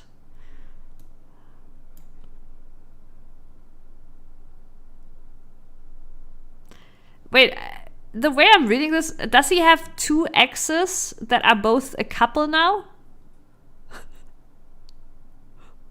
Was he living in a triangle ship? I don't understand. I asked Google where my ex lives, and sure enough, it was an address on the street right behind ours. I looked at the satellite view, and sure enough, it's the house directly behind ours.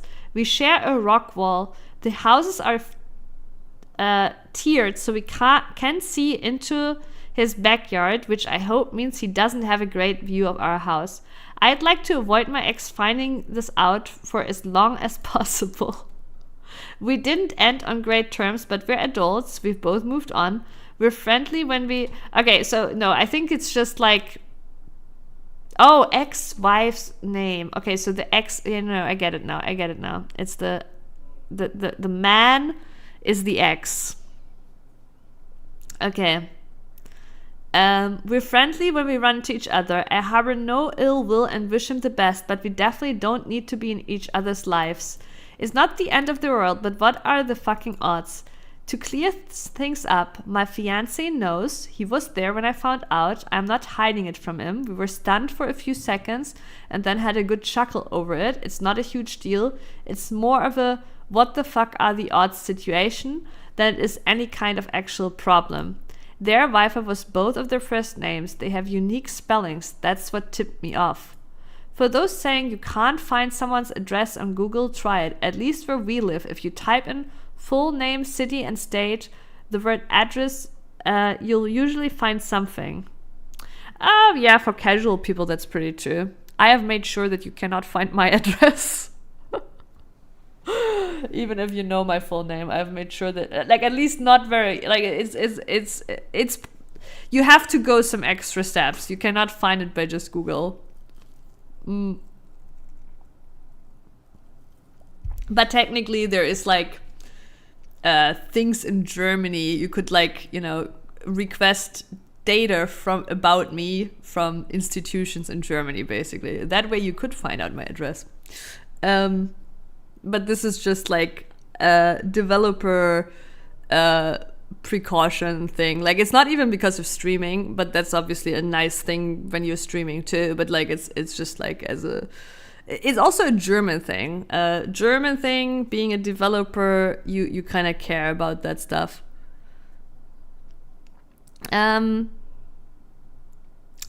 For those saying I'm making this all up, oh, how I wish... Okay, this is the typical, I wish that was the case response.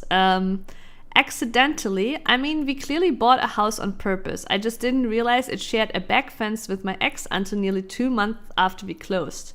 We haven't moved in yet, so we haven't spent tons of time there. Otherwise, we may have noticed earlier. But no, I did not purposely buy a house close to ex. The ex and I are amicable enough. We ran into each other over the summer and had a nice catch-up. He is happily married with a 5-year-old, and I'm happily soon to be wed, and we are not going to have children. Okay, that's an interesting thing to add. We are soon to be wed, and we are not going to have children. Okay. Are you happily not going to have children? I don't know. I genuinely do wish the best for my ex. We are putting up an 8-foot fence and have already planted trees that will provide privacy. The fence and trees were planted long before finding out.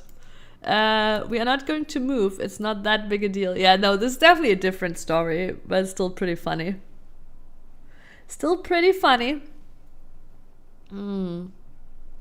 Okay. God, I would have laughed if the wife of this guy would have posted too. Not having children makes the world of difference to this house purchase. Yeah, it's like such a random thing to add. Okay.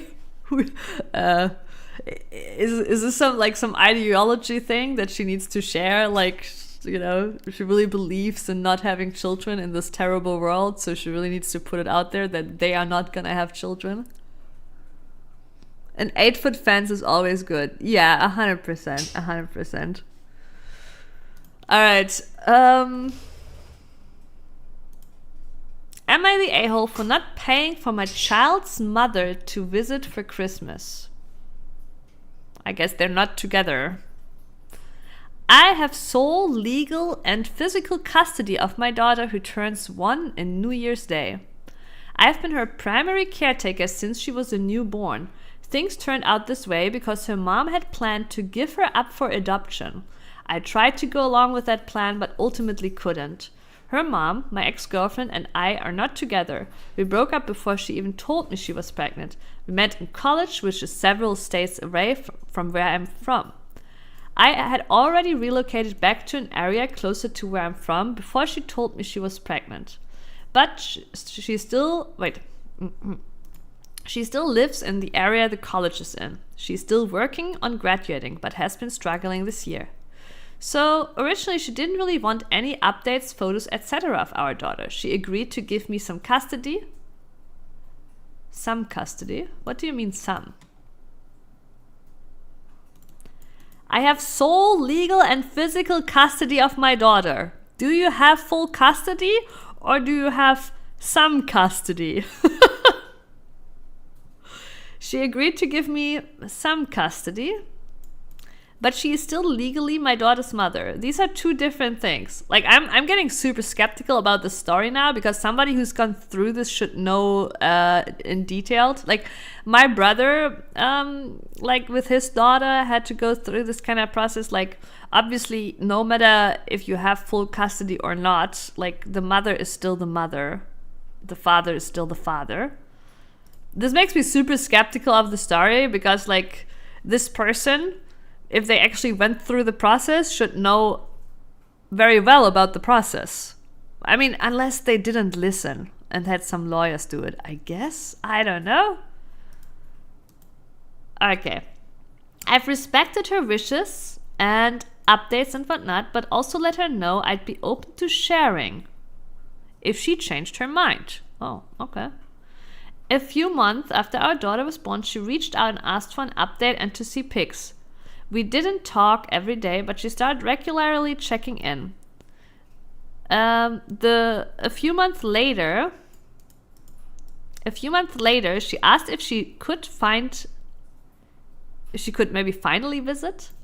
I didn't know how I felt about that, but I understand I have to separate my own feelings from what's best for my daughter. Ultimately, I think it would be good for her to have her mom involved in her life. Anyway, she wanted me to pay for her to come visit. I told her no, I couldn't afford it. I was 24 years and raising our baby on my own. Yeah, she's not even paying money, right? Like, she's not even contributing to bringing up this baby. She seemed disappointed but didn't really mention it again. Then a few weeks before Christmas, she mentioned wanting to see our daughter for Christmas and her birthday. I was annoyed that she'd bring it up like 2 weeks before Christmas, but tried to be nice about it. Then she asked me to pay for it again. I told her no. The truth is that I had the money this time. I could have afforded a plane ticket. I could have let her stay at my place if need be, although I really hated the idea of that. I told her I couldn't afford it. I just don't want to pay her for her. I told her I couldn't afford it. I just don't want to pay for her to find out here. She pays nothing in child support, and honestly, that doesn't bother me. But if she wants to come here and visit, I think she needs to pay for it 100%. Of course, she should, like, if she wants to start getting involved, if she has any of, like, she needs to pay child support. Like, why isn't she paying child support? And even if you don't have custody, you still need to pay child support.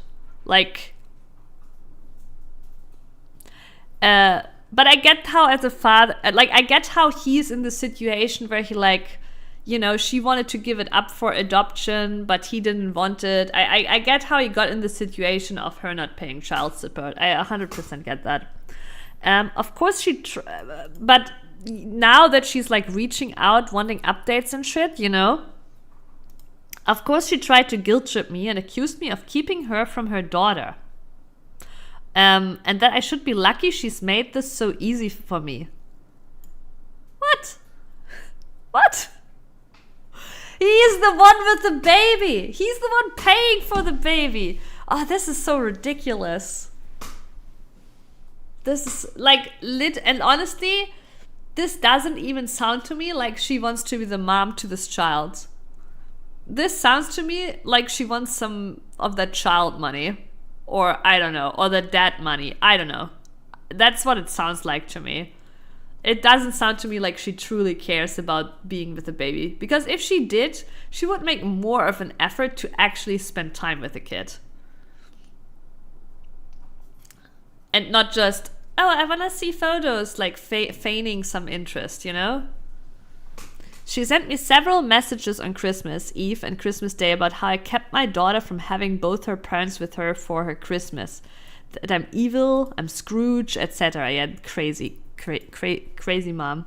Crazy mom. Crazy mom. Cut her out. Divorce. I know they're not married, but divorce. Was I the asshole for not paying for her to come see our daughter at Christmas? Edit, I officially have sole, legal and physical custody ordered by the court. No need to comment to advise when you speak to a lawyer to officially get custody. I have it and it's been in place for well over 6 months. Okay, yeah, then, you know. She's also literally just turned 22 and is in college. She has no money. There is no money for child support right now, and I wanted to be able to finish school.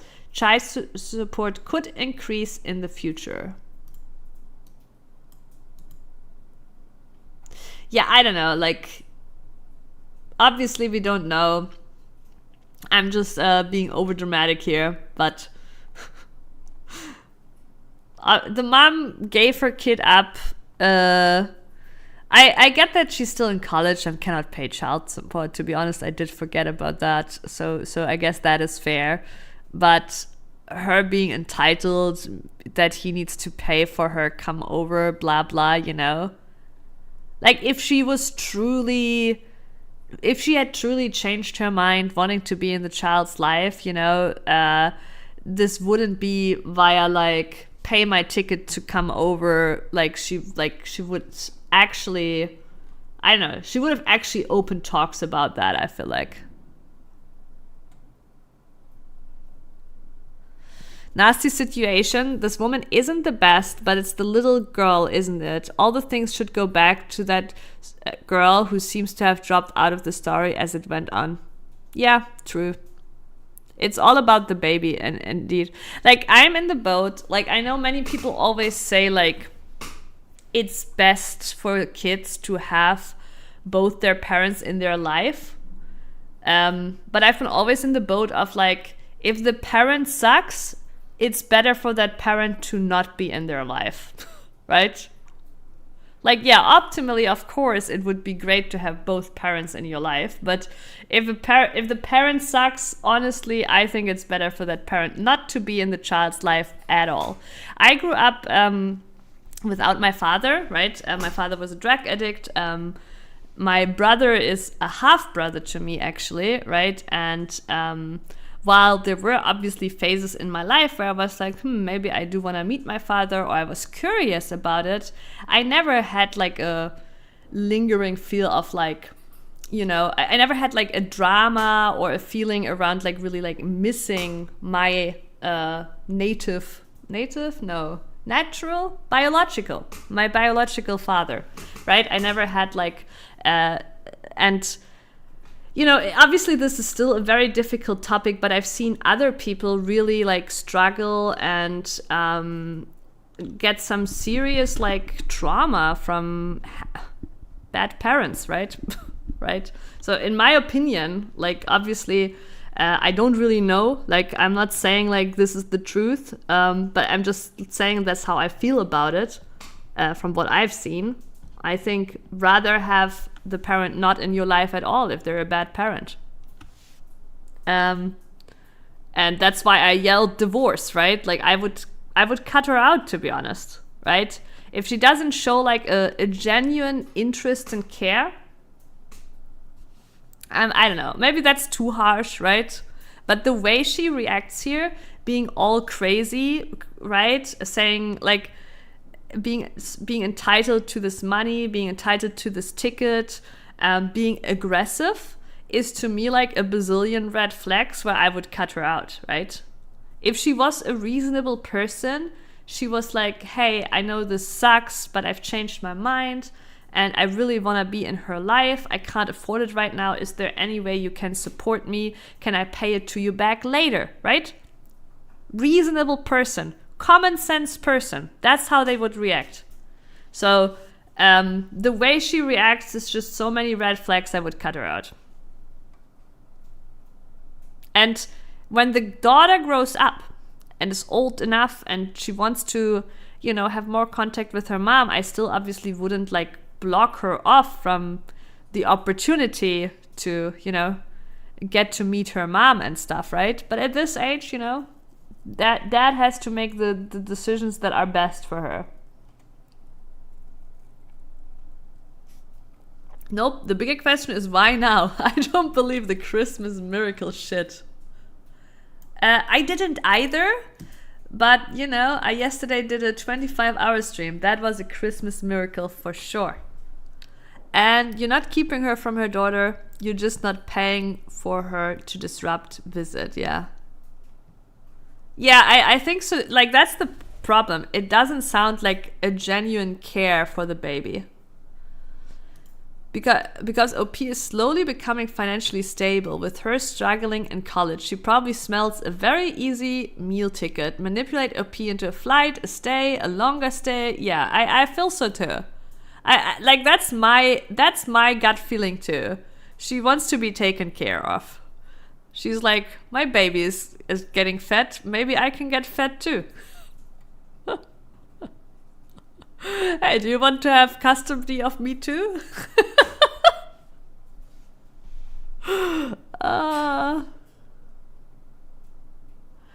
Not the ale. Ignore the manipulation. She's up to no good. She wants you to pay for a lawyer so she can take you to court for custody too.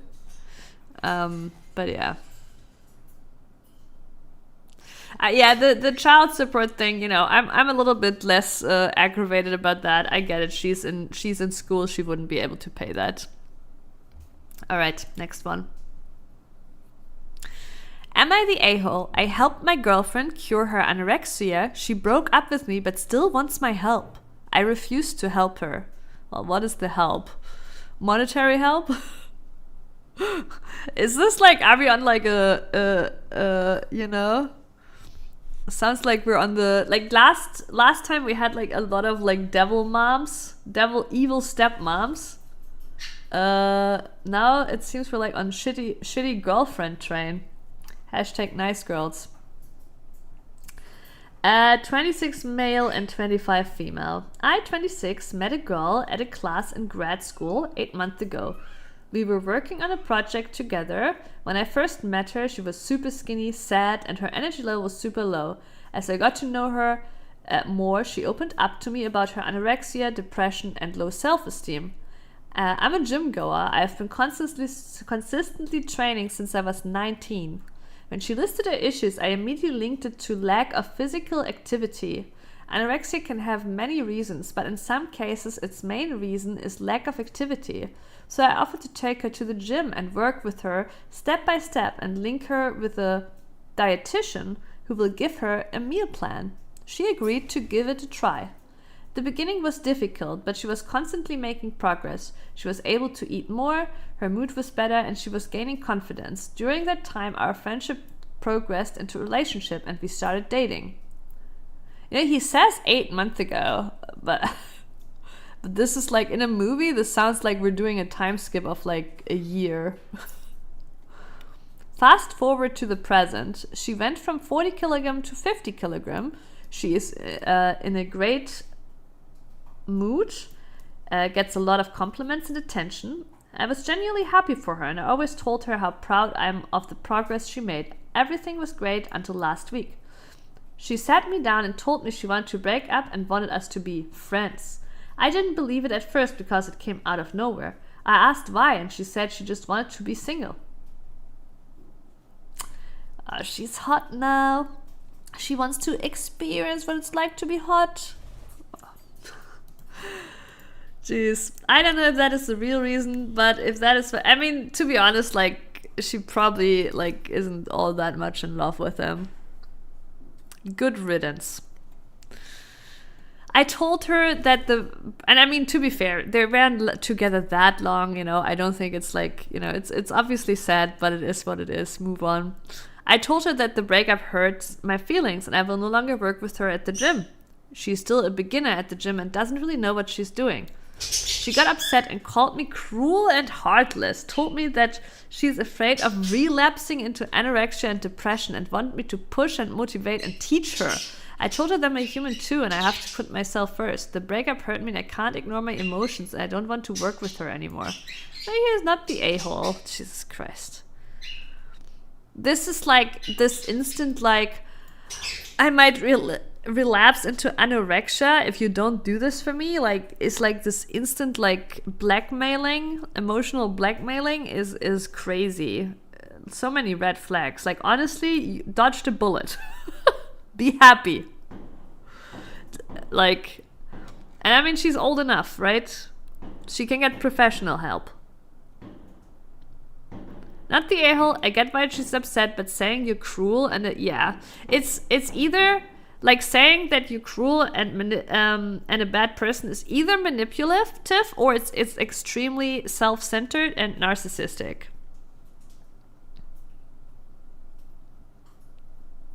Yeah, it's absolutely fair.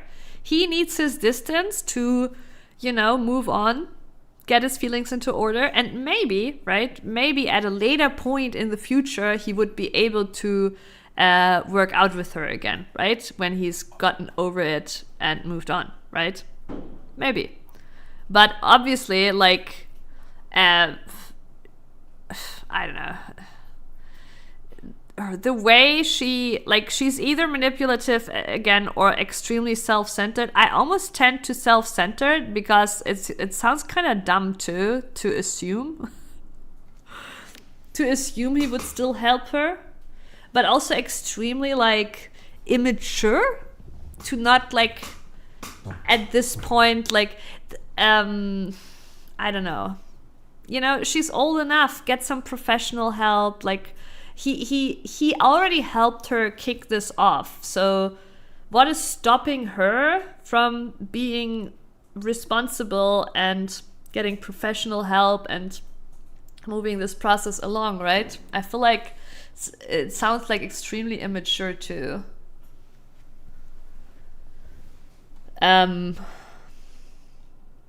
Also, obviously, I was memeing a little bit like, oh, she's hot now she wants to experience what that's like, right? But like, obviously, we don't know. She might have also not really had romantic feelings for him ever, but since he helped her, right, it might have actually been a relationship that just developed out of that dependency. Yeah, no, Mossy, I agree. Like, I was memeing a little bit. I'm not saying that's what it is, right? To be absolutely honest and fair, she might have just like been kind of like, she might have almost felt, if she's really that shy, right? She might have almost felt forced into the relationship because she was so dependent on him, right? That is a side that could exist too. We obviously don't know, right? But from like what's happened here, this is absolutely fair, obviously, that he doesn't wanna work out with her and process the emotions. She wants to use you. She wants to fuck around. Like, see, yeah, that's like the meme Reddit answer, right? But obviously, like, legit, they weren't even together that long. It might have also not that she felt forced into the relationship. It might have also that, like, it can also be, you can easily mix those feelings up. He helped her, she got better, she got into a better mood. You can easily mix those feeling ups, but as, you know, time moved on, she realized there is not really like the romantic feelings, you know. She has the attention of someone who she thinks is a better choice than you. She wants to fuck around. Top 5% commenter. They know two things. Divorce. She wants to fuck around. Or fuck around and find out. Wait.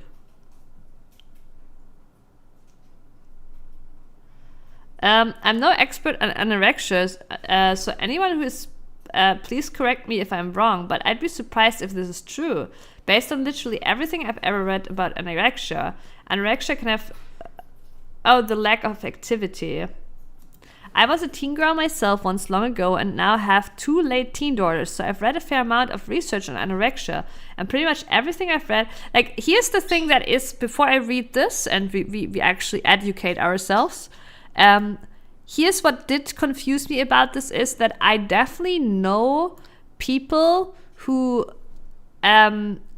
like also like work out too much and even combine that with eating disorders, right? So that confused me too, because I know people that like both like work out and drift into eating disorder for weight loss, basically. So that was a bit confusing to me too, because I thought that was a pretty common combo as well.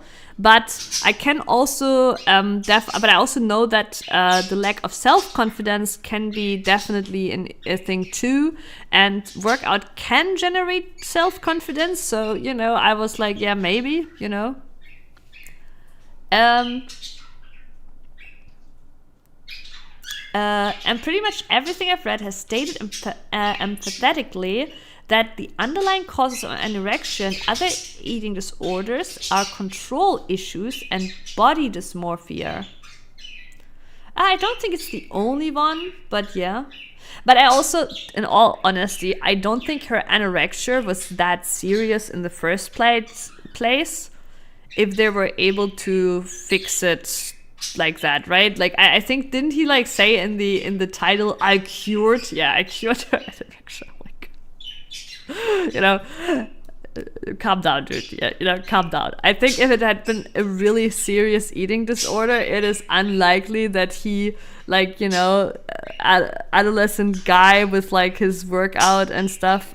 Maybe the dietitian, I don't know, but like, you know, like, at least it wasn't just him. There's no way it was just him, right? Because at the end of the day, to cure shit like that, the patient themselves also has to cure it. So either it wasn't all that serious, or, you know, there were a lot of other factors here going into that. But yeah, little Jesus might want to calm down a little bit on that one.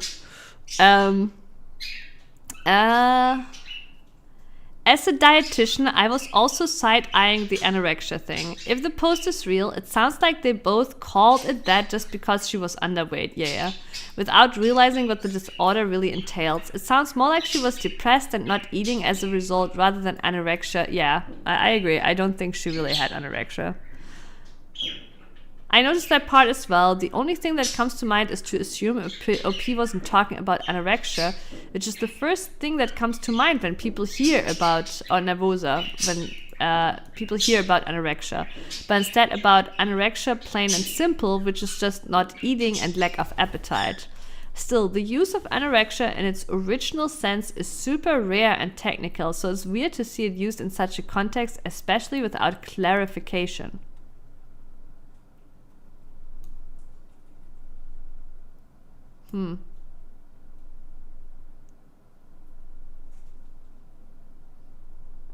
The whole post is odd. She went from 40 to 50. What's odd to me about the 40 to 50? Wait, was it kilogram? Yeah. And we don't know her size. She might be tiny. But 40 kilograms is extremely low for an adult woman. Like, extremely.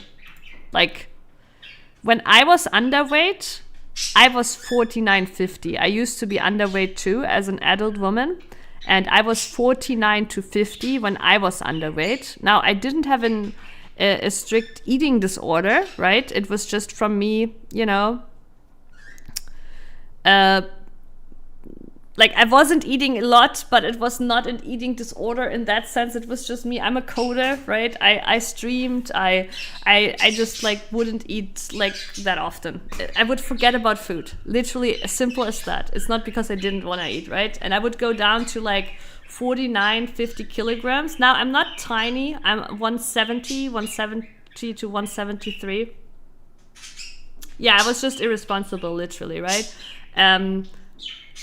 But 40 would, to me, imply life-threatening, because my doctor back then said, when I was at 49, right, that's also when I got my allergies, by the way, so my doctor actually blamed my weight for all that shit. But yeah, my doctor said, like, you know, that my weight was very unhealthy. It's nothing life-threatening yet, but like that my whole immune system and everything was very weakened due to my underweight, right? And basically, I'm supposed to be 58 kilograms at least, right? That is where I'm supposed to be.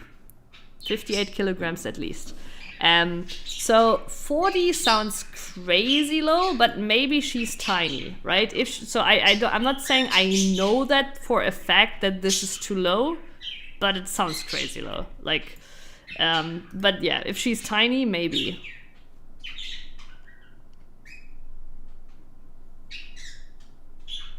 That whole thing frightens me. I have no idea of what I might do if I were faced with it. I do think this is for sure, like 100%, especially if you have something like body dysmorphia, right, where like your own perception of your body is simply wrong.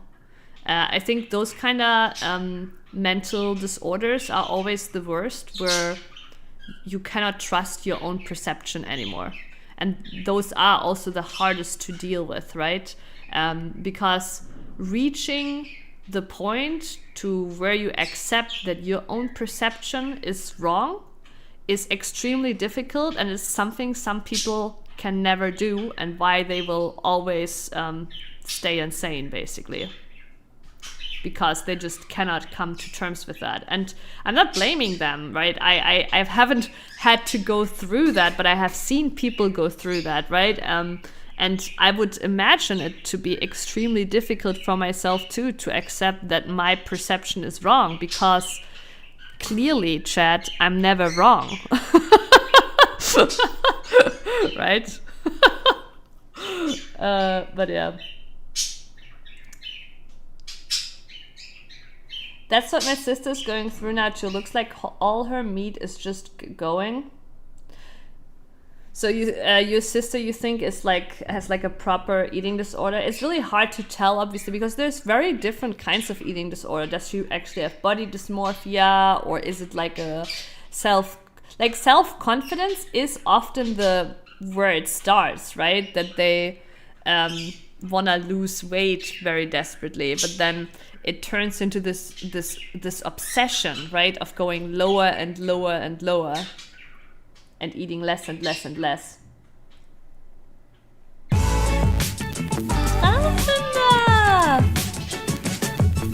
Hi. Huch. Hutch. Hutch. I was so curious what Google would do with that. Hutch. But yeah, in German, Huch. Traumfinder, thank you so much for all the support. 80 month insanity. Thank you so much. Definitely the biggest amount. Oh, Trihaga on YouTube. Welcome back, Trihaga. Yeah, the number does look great. I'm happy to see you. I hope you had a great Christmas, and I'm happy you're still doing good. Prince, she's got a disease. She can only eat very few things, and even before that, her weight was going down. Okay, I don't think it was chronic disease, but Crohn's disease? Crohn's. Oh wait, no, I've heard of Crohn's disease, yeah, but it's very similar. I see. It's not really body dysmorphia, yeah. But yeah, Traumfinder, do you have any plans tonight for New Year's Eve?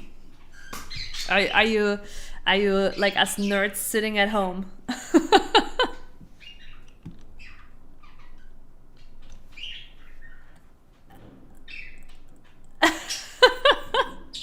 It's fine, Chiaga. You could have stayed on YouTube. You can use whichever platform you want to. Prosecco and going to bed when tired. It will be a great evening. Actually, I had a call with my aunt today, and she was telling me how they were gonna watch Dinner for One, you know. Dinner for One, the greatest German tradition for New Year's Eve. Actually, do Americans even know Dinner for One? I need to know. Americans in chat, Prince, Treehager. Is that a thing you know as Americans? Because it's a British thing, actually. Dinner for One is like a British short movie that Germans watch for New Year's Eve. And in fact, as far as I know, a bigger percentage of German people watch it than British people watch it. For like, not even that many British people do. You've never heard of it? Wait, should we watch Dinner for One? Alright, chat, we're doing it. We're watching, well, wait, actually, how long is Dinner for One? It's not that long. I think it's like 15 minutes or something. Mango needs to be baited on stream. There's honestly no way right now he can be baited on stream. He is hardcore focused on what's going on outside. Birds, you know, the birds have very much their own little personalities. Like, birds are like very like, you know, you always think cats are the one that are doing their own shit. Birds are like even further so, doing their own shit. Like I told you how he's like kind of scared still of the streamlight, right? He doesn't even care for the streamlight right now. He's just giga focused on what's going on outside. Maybe someday. Like, I definitely like would think it's fun like to have a little bit more bird interaction on stream, yeah. Alright. Am I the a-hole for going on a trip without my girlfriend since she forgot her passport? Oh my god. I think he is. That is rough, man. Well, let's hear him out. Maybe it is an important, I shall hydrate. Maybe it is an important trip. You know, an important work trip. Like, I will forgive it if it's a work trip. If he has to be somewhere at a certain time, I will forgive it. Otherwise, you fucking take the next flight together. Ah, my God. Listen, okay. I can see a world in which it is okay, where he's like, I cannot, we don't have the money to, like let's say they cannot take the next flight, he has to take that, or he would have to pay double if he took the next flight, I would be along with that. That's why we will hear him out, right? Because, I would be like, hey, listen, I know this sucks, but if I wait with you, we have to pay another ticket. That is way too much money, so I should take this, and I'll see you there with the next flight, right? Also, to be fair, let's say there isn't even the money available to buy an alternative ticket. I would probably tell my partner to go onto the vacation anyways, to be fair. But yeah, we'll hear it out. Yeah. No, but generally, like from the title, I think he is.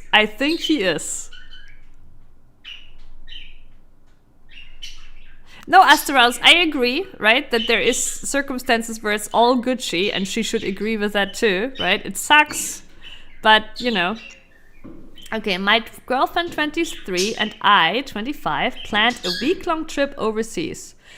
They are very young for a week-long trip overseas in Japan, by the way. So yes, finances probably are very important here. During this winter, I reminded her the day before we left a few days ago to remember to pack her passport, and she said she would.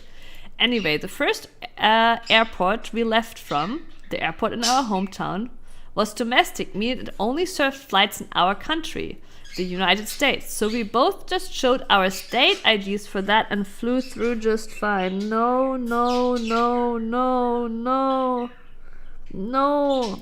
Okay, No.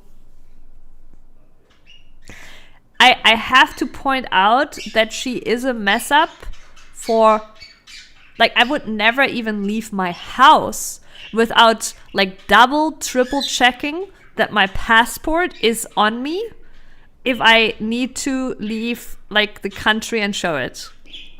She is a mess up for that, 100%. Yeah. Oh my God, this female is a pain in the ass, 100%. What a mess up.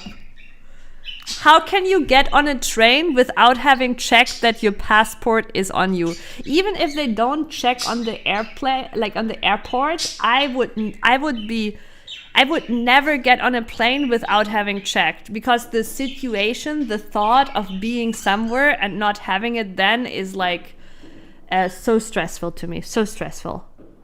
Jesus Christ.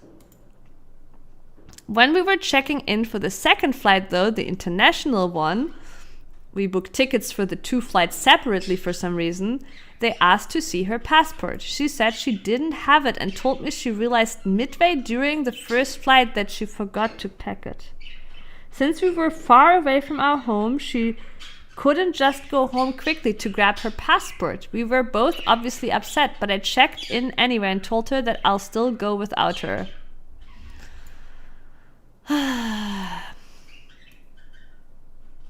She got upset and asked me why I'd abandoned her over a simple...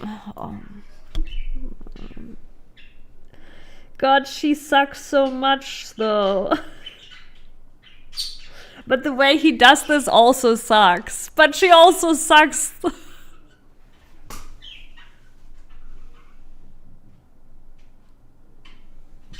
So, yeah, if my partner is like a mess, a chaotic mess, I would ask them to show it before we go. She reminds me of my two best friends. Yeah. God.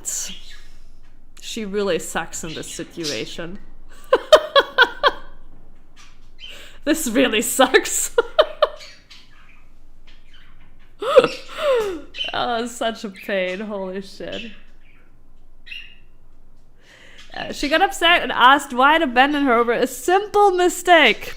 And I told her that I wasn't going to miss out on the trip just because she planned poorly. I told her that since we had a mutual friend who lived in the city we were in currently, and she could ask him if she could stay with him and explore for a week, and then I'd catch her when flying back and we'd go home.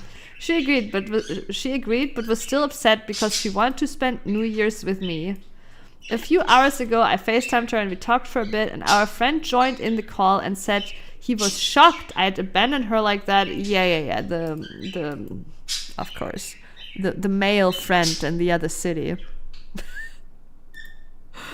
He was shocked. And that he was disappointed in me. My girlfriend agreed with him.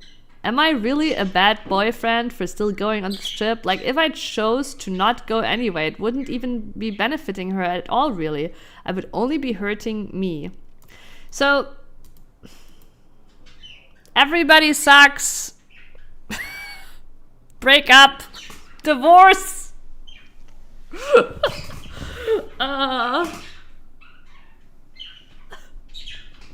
Yeah, everybody sucks.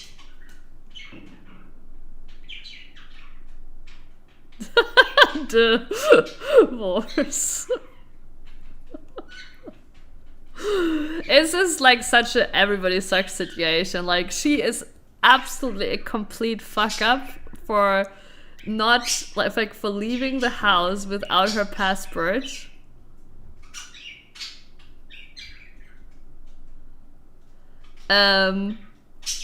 She probably misstated what happened, or he wants to fuck her, or both, Astralis, right? But yeah, the friend she's staying at saying that is not a surprise, right? But like, anyways, but also here's the thing, right? While this all sucks, I think here's the thing, a good partner, right, would have acknowledged their fuck up. Like, if I somehow did this, I cannot imagine doing this because I would like double, triple check. I don't know, like, I feel like somebody must have literally stolen my passport, or it must have dropped down out on the way, which I will not pretend that this couldn't happen, right? Like, but if somehow this happened to me, I didn't have my passport, I legit would tell my partner to go. Because I know I fucked up somehow, right? And I wouldn't want the trip wasted, right?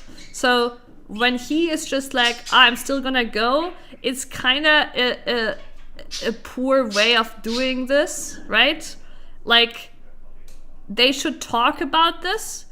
Like, because, like, the other way around, if my partner did this, I would be upset, right? But I wouldn't just go and be like, you know, I would be like, okay, what do we do, right? We're a team.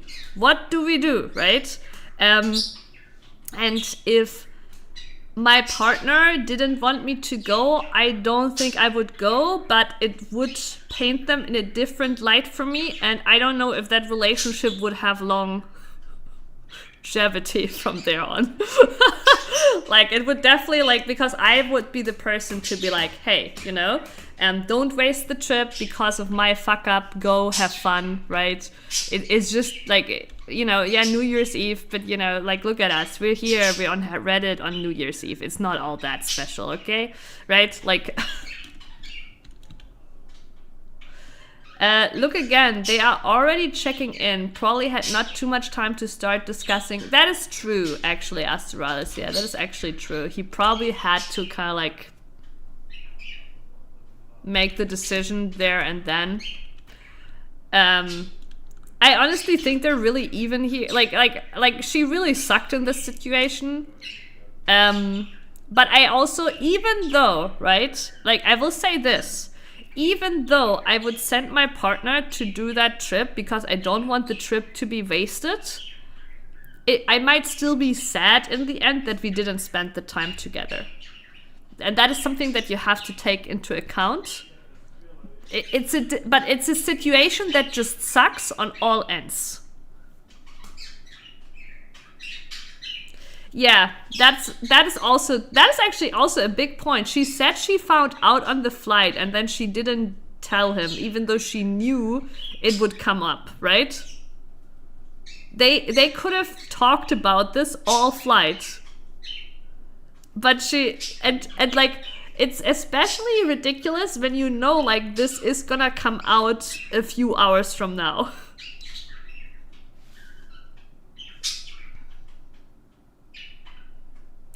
Even if my girl had a retarded moment, I'd stay, and I do expect the same from her too. Yeah, I don't messy. I agree. Like, as I said, I do, like, I can see both, and as I said, I also would be, even though I would want my partner to be able to go and not miss the trip.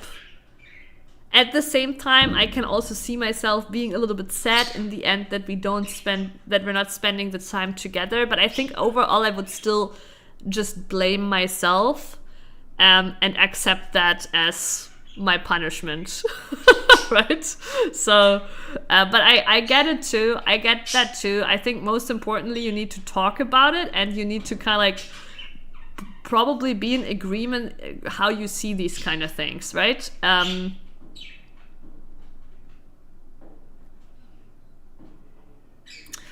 She might just be immature, Astralis.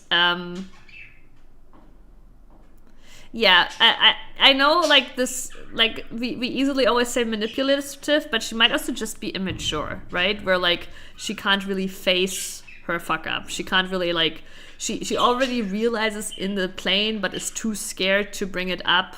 She might just be, like, still very immature. And they are pretty young, 23 and 25.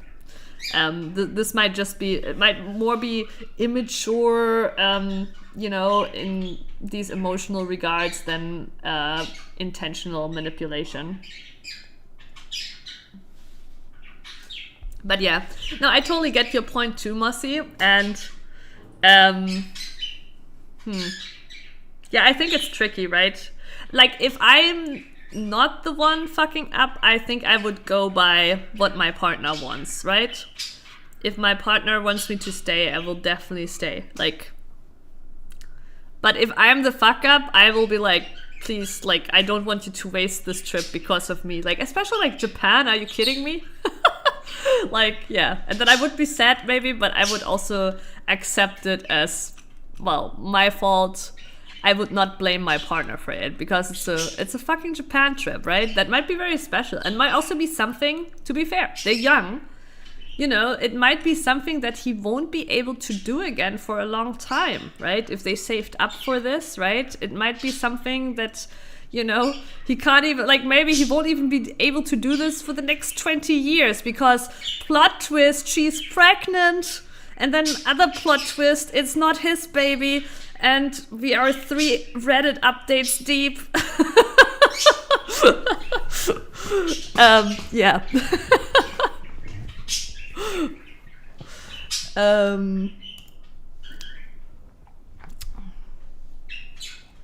Next story.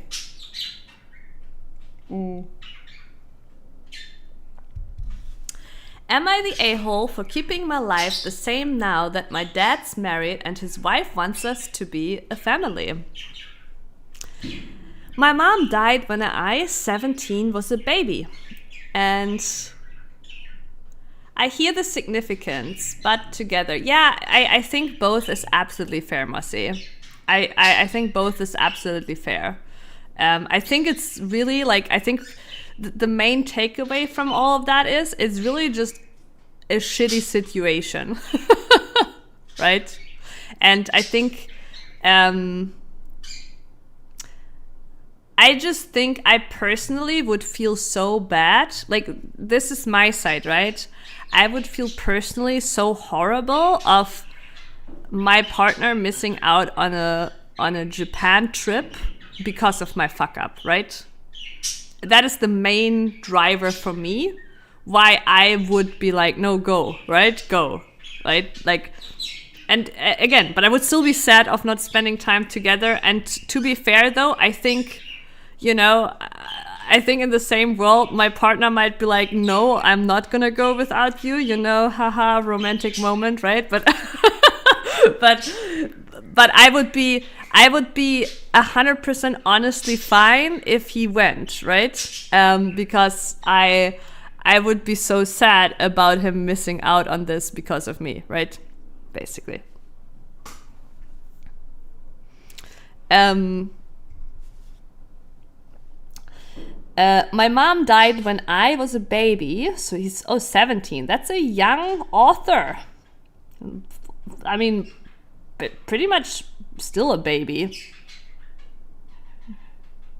I can't live without the knee pillow anymore.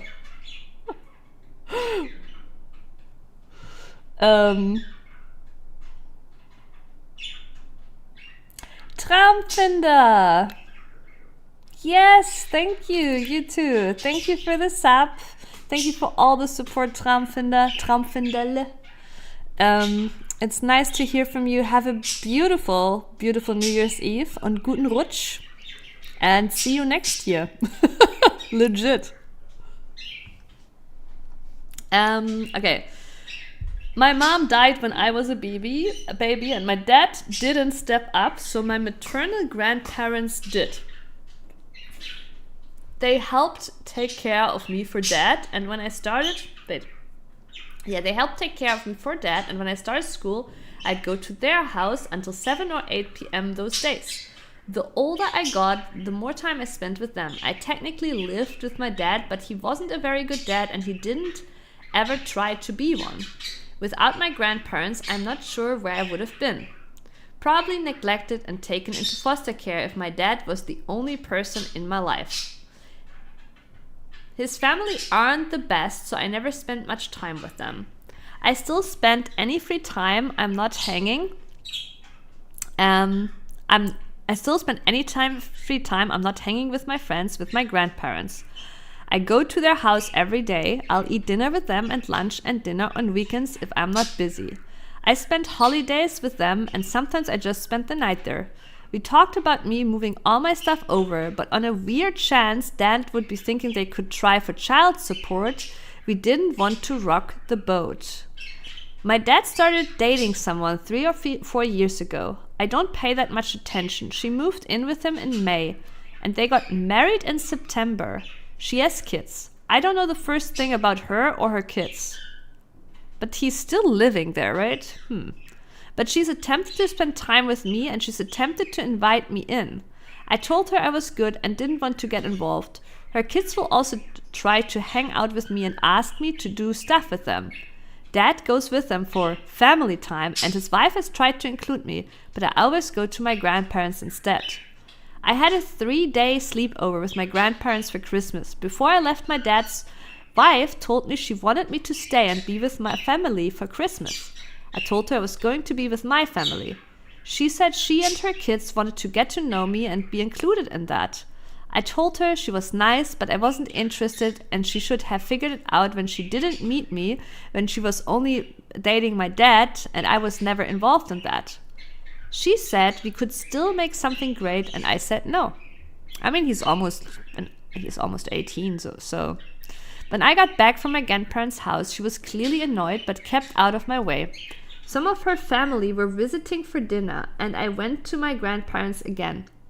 She approached me afterward and told me I could try to spend some time with them and make room.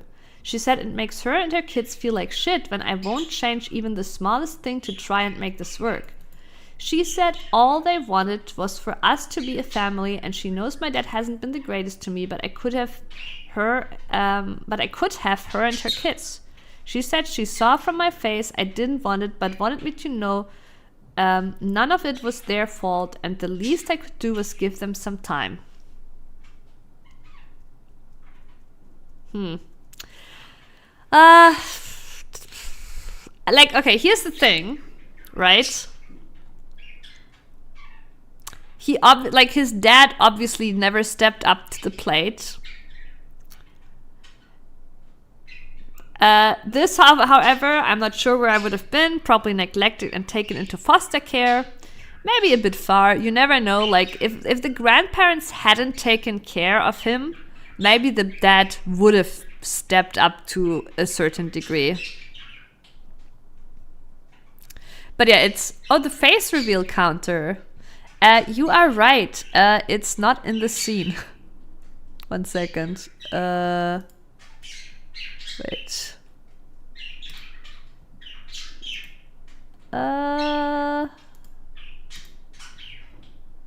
there you go. It's even bigger here. We'll just leave it like this. It's honestly, no, it's a bit too big. There we go. Okay. Oh, wait, and I think we're at 22 now. Let me see. Yeah.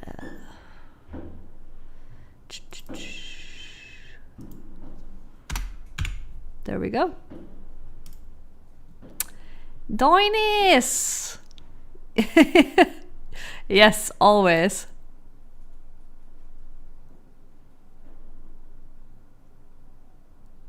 Yeah. Okay, here's the thing. I don't think the author has any obligation to actually, like, you know, be close to that family that his dad married, basically, right?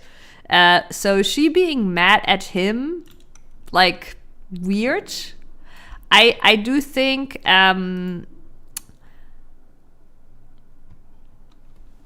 also he's almost an adult, so, you know, she doesn't need to force that relationship. And yeah, it's really, honestly, this is all like just about the relationship with him and his father, right? I think it's sweet that she tries to involve him, but what needs to happen here is for the father to step up and for the father to actually engage with him. Of course, he doesn't want to hang out with her and the kids when his father is still not putting in any effort into this relationship. And without the father, there truly is nothing connecting him to that wife and those kids. So there's no point in her being mad at him. He's also only 17. But yeah, this one's pretty simple. Honestly, not the a-hole. It is sad that there's no relationship between him and the father. It sounds like there's like a lot of trauma from the mom dying, which is understandable. And unfortunately, I think this is like it's good that he got his grandparents, right, as family. And unfortunately, I think this is a thing where like he'll be old enough, we'll move out, and that's that. Astralis, yes, have a beautiful New Year's Eve. Guten Rutsch. Thank you for hanging out. A hug, sure. A little New Year's hug. Oh, look, you're gonna get it on the bigger Reddit scene, basically. I need to get rid of the blanket. Okay. Here, chat. Wait. Actually, I just realized my new pop filter is a little bit in the way. But here, chat, sniffing that hair. I can't even like fully cover this. God, the illusion is gone. The illusion of fully hugging the can is gone. I'm sorry, like, yeah, I'm sorry, it's a buddy hug. That's all I can do right now. It's a buddy hug. It's like, eh. How's the crazy people? Oh, am I supposed to now pretend that you're here, Prince? Also, stop calling me crazy, okay? I get it.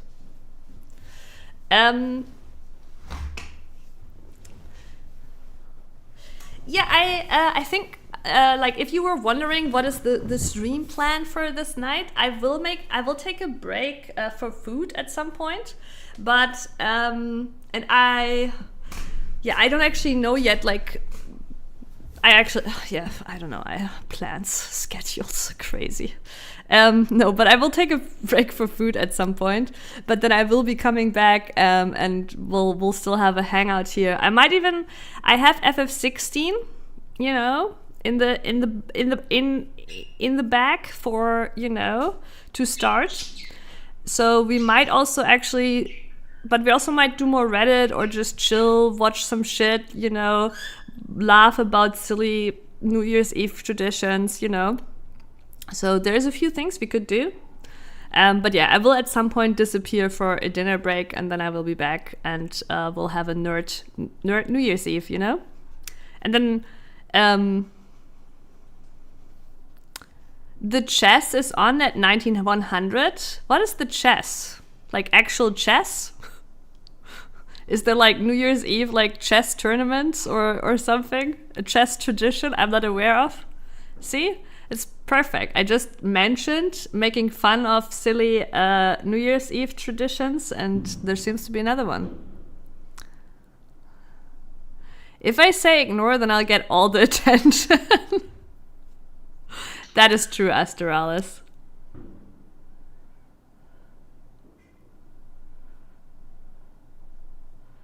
TLS all-nighter. Wait! Yeah, is this your ELO? Is this your chess ELO? Am I like... Oh my god, my brain read this totally different. My brain was like, oh, at 7 p.m.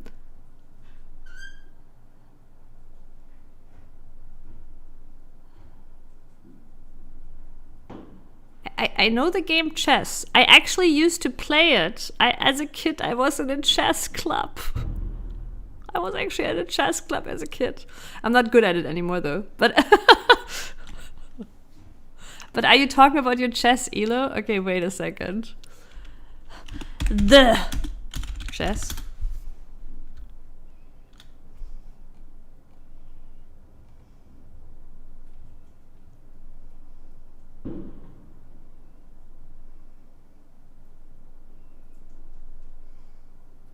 Did they bully you a lot? No. I was actually, so, you know, so I was in a chess club as a kid in elementary school, like when I was like 7, 8. Like there was zero bullying there. Like we were literally like kids. Like there wasn't even much socialization. Like honestly, in the chess club at 7, 8, we were all generally sitting alone on a table, and the teacher would go around, do moves, and we do moves, right? Like that's kind of like how it worked at that age.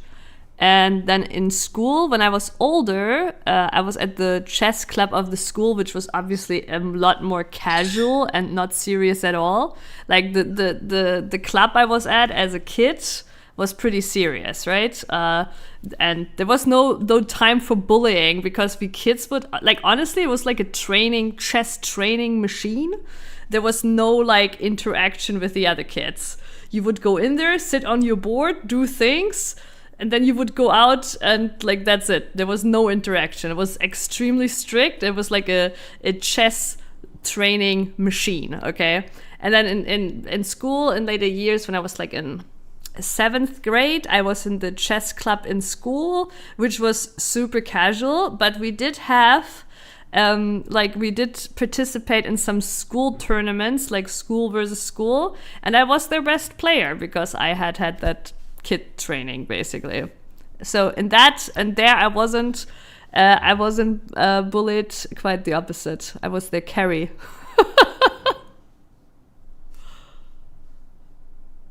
Yeah, I still don't know, Mossy, what we're talking about with the chess. Are we talking about this? Or are we talking about Moss's chess elo?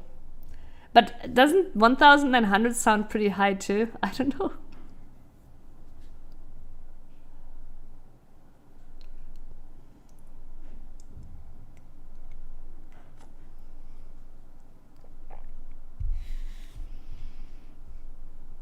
It seems I have offended. I think I've offended Mossy with this. Does anybody in chat know what the chess is? I mean, Wait, maybe if we... I think 1,900 is a pretty high elo in chess. Wait, let me check again. Chess elo ranking. Like... actually, okay, no, it's not... Okay, no, it's not as high as I thought. It's class A. But it's still, like, it's still high. Like, I'm not shitting on it. It's still high. But it's not like, you know, Grandmaster high. Yeah, but I am looking it up. I'm like, I still haven't, like, really found what I think you are referring to. the chess. Like, there's a chess game on Steam. Okay, wait. New Year's, let's try with New Year's Eve, the chess. Chessington? Chessington? Yeah, we need contexts.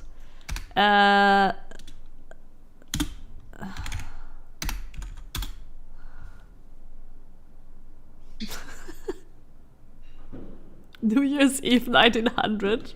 How did people celebrate New Year's Eve in 1900? As a chess player, I was like, Yeah, that's funny, right? So I saw 1900 and I thought Mossy is talking about the time. What I read was the chess is on at 7 p.m. That is what I'm reading.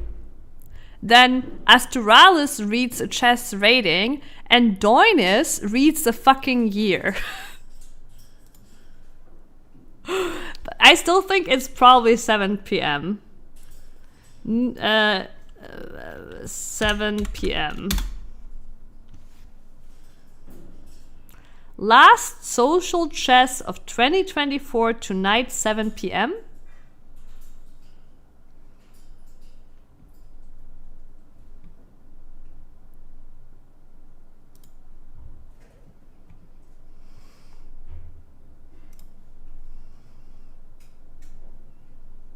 World Blitz Chess Championship. But that's what I asked, literally. I asked if there's a chess tournament. And it did not come up when I searched it, by the way. It did not come up.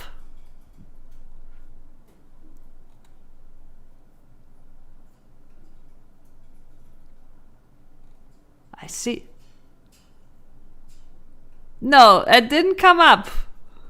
I searched for chess New Year's Eve. Yeah, it did not come up. I'm sorry. Maybe it comes up for you because you have a chess interest, so your Google is, is biased towards showing you chess tournaments and stuff. But hey, the mystery is solved. And yeah, this sounds cool. I very rarely watch some chess content. Like, as I said, like I as a kid I was good for being a kid, but I'm not good anymore. But still, like, from time to time I've watched some, like, when it, like, chess had a little bit of a rise in the Twitch community. I watched some, it can be still really fun to watch. And I actually had a thing for watching some, like, analysis at some point, right? Where, like, they analyzed, like, some plays and shit, because that way I could follow what was going on. So I think that's can be pretty cool, interesting content for sure. Because when I watch them play, like, I obviously don't have the knowledge anymore to really understand what openings they play, what kind of players they are, what's going on, I know how the figures move. I have some rudimentary memory of some openings, and that's it. Yeah, I mean, Google is advertising probably to sell you some chess boards. Actually, it's surprising I didn't get offered some chess boards to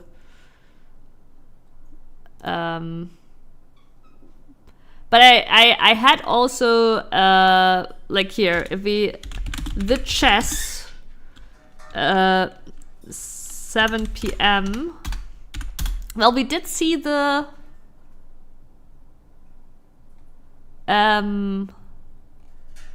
yeah, this is what we saw. The last social chess of 2024 tonight, 7 p.m. That's the only thing I saw where I was like, oh, maybe New Year's event. But yeah, anyways. But yeah, that sounds good. That's probably also around the time I will be gone for a dinner break. All right. Yeah, exactly. Like, where's your dad in all of this? Why does his wife keep pushing for this and the dad isn't, like, trying? I do wonder also his wife, did she not ask him? And what's the dad's, like, why is he not even trying, right? Sounds like she's wanting a family with you, but why? Where is he? Family starts with him, and I'm assuming based on his previous behaviors that ship has sailed. I would be continuing to do what you're doing. You don't owe anything to her or her kids or your dad. But your grandparents sounds like gems, and I'd be making the most of all the time you have with them. I'm not sure of their ages. Mine were all gone by the time I was like 21, yeah. He's not involved in her trying to get me to be part of this family she wants. It's way too late, and he doesn't care anyway, so it doesn't matter. My grandparents aren't that old, but I still don't want to lose them. I'd hate that.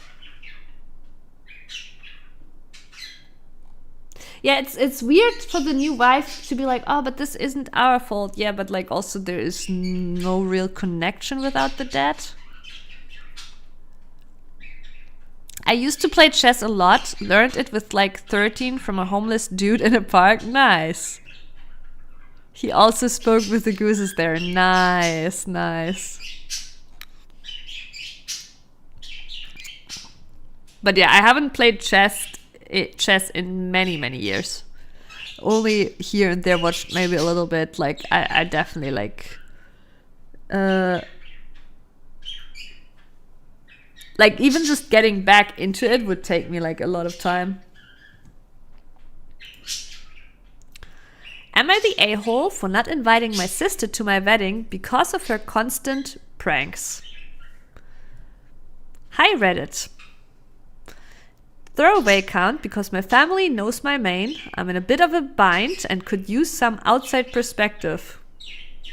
So the whole family knows the main. That sounds like OP has already reported on some family drama before.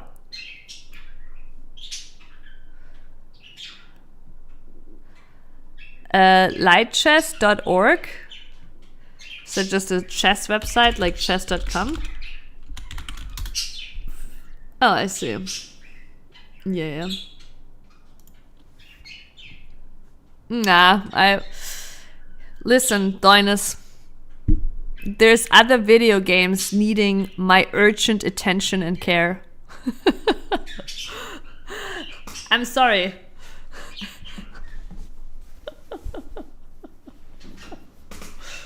It's like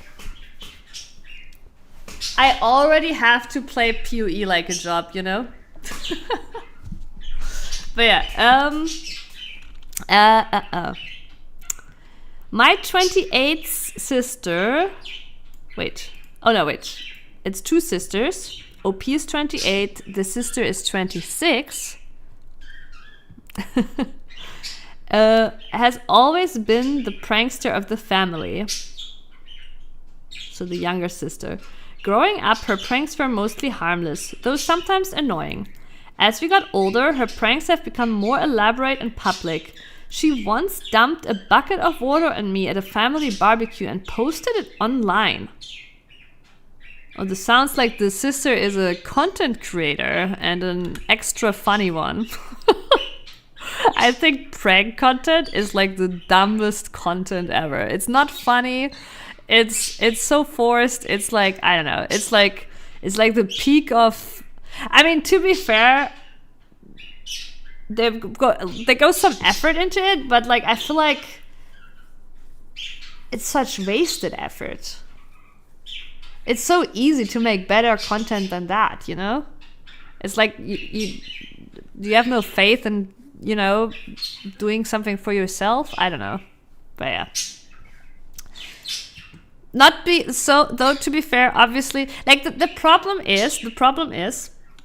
Obviously, there is very funny clips of like pranks or something happening, but the funniest are honestly the incidental ones, the accidental ones, not the, you know, forced pranks. They could play PoE 2 instead, literally. They could join the PoE PhD club, okay?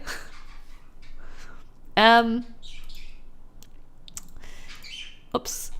Now I'm getting married in a few months, and now I'm getting married in a few months, and the thought of what she might do at my wedding terrifies me. I've talked to her about it, asking her to keep things mellow, but her response was, "You'll just have to wait and see." This didn't reassure me at all. I've thought about it long and hard, and I decided not to invite her. When I told her, she exploded and called me a bridezilla. My parents are upset and say I'm tearing the family apart. I feel bad, but I want my wedding day to be about me and my partner, not about what prank my sister might pull. Am I the a-hole? Yeah, this reply, you'll just have to wait and see, sounds extremely childish. And not the a-hole. Like, it sounds like the sister is very immature about this. Because if she understood the weight of the wedding, she would be like, hey, I get it. You know, I don't worry. I know this is your important day. I won't do anything, you know, this is your day. I won't do anything to like, you know, but you'll just have to wait and see. Right? Like, it's such an immature response that already implies she's not taking this as serious as she should, right? Not the a-hole declared a child-free wedding and explained that's why she isn't invited. Exactly. But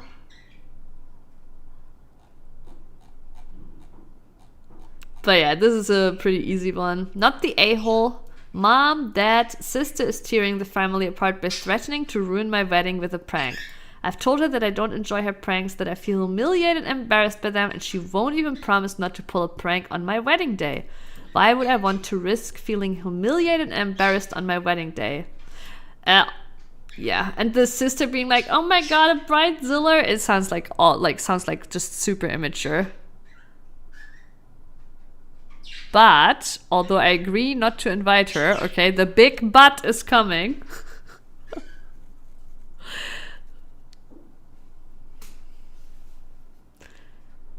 I can see a but, okay? I was actually thinking of that myself, that like you could give the sister an opportunity to wow on the grave of her, I don't know, right? To not prank. You could give her that opportunity and basically make it very clear that this is a very serious occasion, and if she breaks that then, you know, it's like basically done forever. But the thing is, do you have to risk your wedding day for it? No, you do not. Like, it depends a lot of too, like how important that day is for you. And for a lot of people, this is an incredibly important day, right? I don't think actually I'm that crazy about I mean, obviously it's a nice occasion and all, but I don't see it as this glorified like epic moment that needs to be like, you know, it's okay if it rains or something, you know, goes wrong. I think the proclamation of your love between you and your partner is more important, and of course you want to spend a great time, etc., right? But I generally don't think I'm like that crazy on like this being like the most perfect day in life, right? I don't get people's obsession over weddings, but it translates to every other event, right? You want to have fun and she could destroy it. There's no trust in the relation also. Well, the difference here is, right, like, okay, so first of all, yeah, to a degree, as I just explained, I agree, right? But for most people, the wedding isn't just an event or a party, right? It's a day where, and this is mostly focused on the bride side, right? On the woman's side. That it's extremely romanticized, and to the degree where like women see this as their once in a lifetime special day.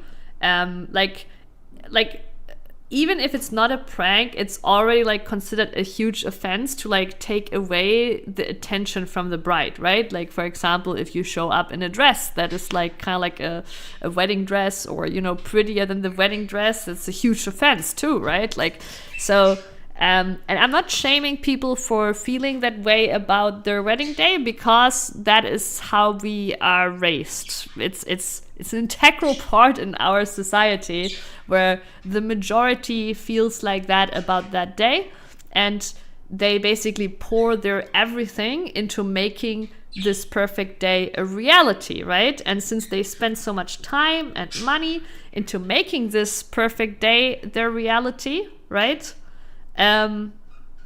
I do also think they're entitled to, uninvite and be very rigid, basically, about the rules and everything.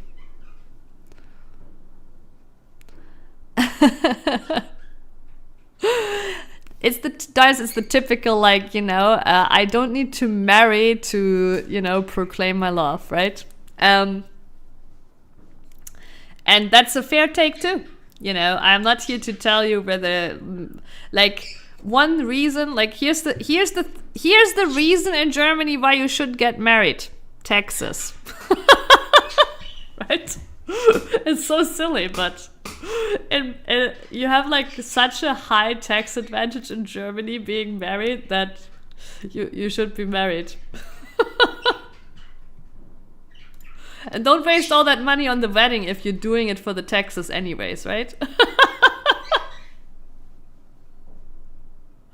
Is that ruined soon? Wait, really? Are they gonna get rid of it fully? They can't, right?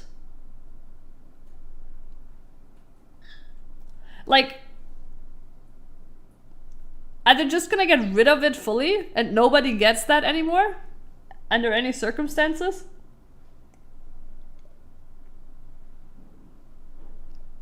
That would be crazy.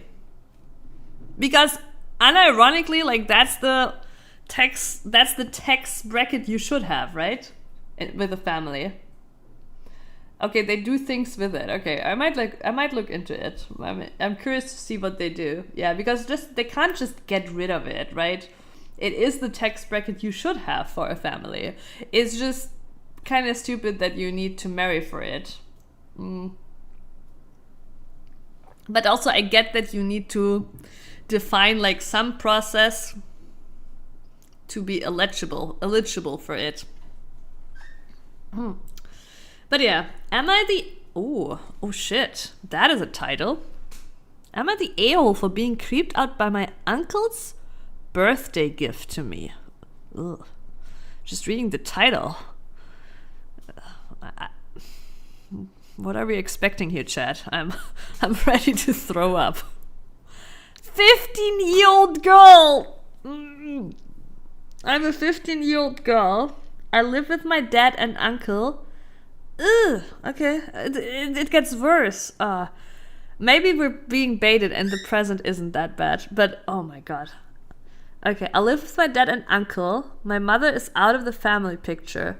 It was my birthday yesterday and I got lots of great gifts from my dad. However, my uncle got me a gift which really creeped me out. He bought me a pair of Victoria's Secret underwear.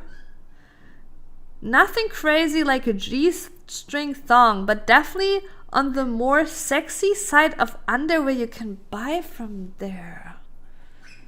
That is creepy. That is creepy. Neither your uncle nor your dad should make that present, if I'm gonna be honest. That is a present only your partner makes. Or you to yourself.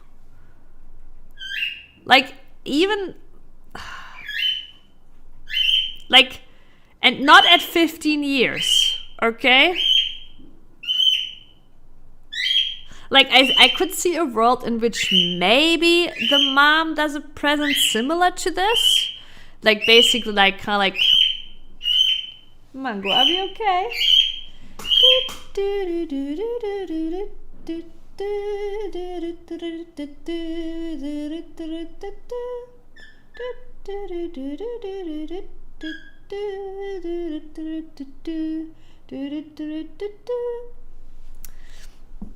Works every time.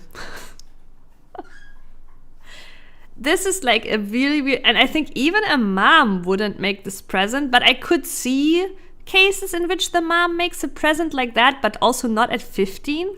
like, this is also more present of like, hey, maybe when, you know.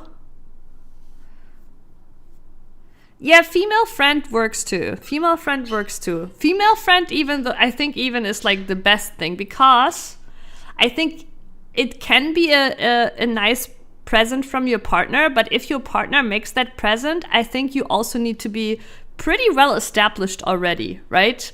Because like, if you're in a short relationship only with a guy and he gives you like sexy underwear, it can have a weird, you know, it can have a weird dynamic too, where like, is this like, is this because you want me to wear stuff like this? Do you not like what I usually wear, right? It can have a weird dynamic. So I think even if your partner gives you this, you're probably pretty well established and know each other well already too. And for a mom, I could maybe see it at a certain age too. Maybe also, but it's still like anything sexy is just not something usually that you don't want this from your dad, not from your mom, and especially not from your fucking uncle. Like, that is like, oh. It was kind of awkward opening it in front of him, my dad at the time, but I said thank you and gave him a hug. But afterwards, the more I think about it, the more weird it is to me. How did the dad react? Couldn't he have given me a Victoria's Secret gift card? Yes. Yes, this would be a completely different deal. A Victoria's Secret gift card, I would still think 15 is a bit too young for it, right? I think at least 16, you know? But a gift card would have been not nearly as creepy, still weird. I would have still been red flag weird, right? But it's not as bad. This is like, this just shows how many levels of bad this is. I spoke to my dad about it and he said I was being ungrateful and it's not weird. What the fuck? What is this dad? Please, can someone help me? Your dad didn't care that your uncle bought you Victoria's Secret underwear? Is he mental?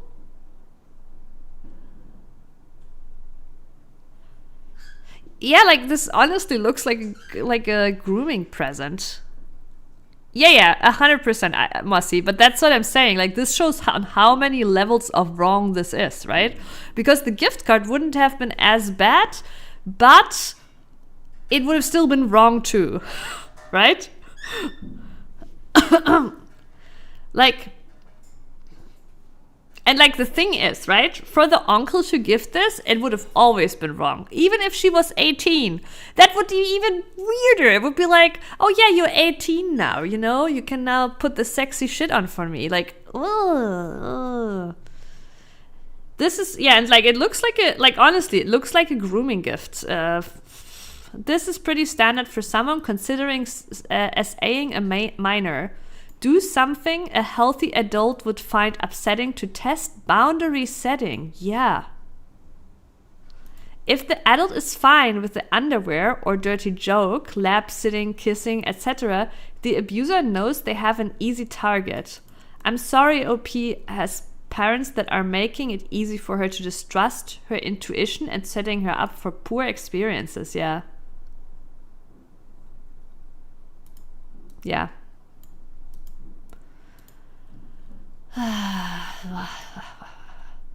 Please talk to a woman, either in your family circle of friends or school counselor. You are smart to see the gift as alarming. Good luck, yeah. Try to avoid being alone with... Yeah, I would be like, oh my god, this situation of living with that guy is like... And she's 15? Oh. Bro. Are there grandparents she can run to or something? I hope. Buy a lock for your bedroom door. Yeah, this is like great advice, but as a 15-year-old, something you sometimes can't easily do. You might not have the money. your dad, her L dad, you know, might disagree. I'd argue for a door stopper. Locks can be picked and likely the dad will throw a fit about it. Oh yeah, a door stopper is a great idea.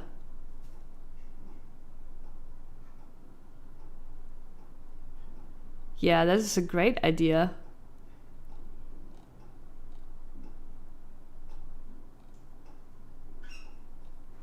School counselor was my first thought. I don't know. I feel like I don't think school counselor is the best address. I think you should, like, unless she has no family, yes. But otherwise, grandparents, an aunt, I don't know. Family. Yeah, other family is what I would go for here. And because school counselors, I don't know, maybe they can do more in America, but I don't know, over here, like, I don't know, there's limit, like, they're very limited, and it's not like the father is like being abusive to her, right? So the school counselor will also just contact the father and, like, you know, yeah, this, please talk to a woman either in your family or school counselor. Yeah, and I see it in this order too. Also consider buying an orange jumpsuit and gifting him back. Oh my god. Oh my god, that would be so hilarious. Oh my god, please. I know it's not gonna happen, but please, that would be so good. That would be so good. Also be aware that he could be installing video cameras in your room or the bathroom. Yeah, I don't know. Is it weird for me to feel like I wouldn't even wanna know? Because she's living in that nightmare. I mean, obviously you don't want to be filmed, but like, yeah, it's like, just like, get out. But also maybe it's something that would finally kick off the LDAT.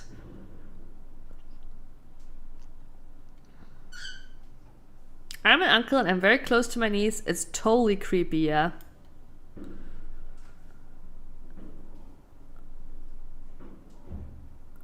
Yeah, the father not seeing an issue with that gift is extremely alarming too.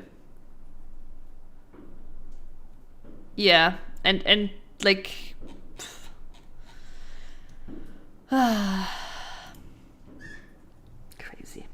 crazy.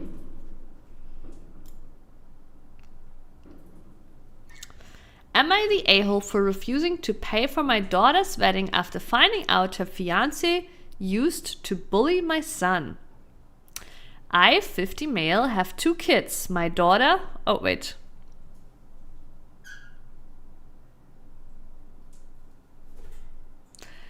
One can be too tentative. Maybe being very, very real is the right thing. I don't know.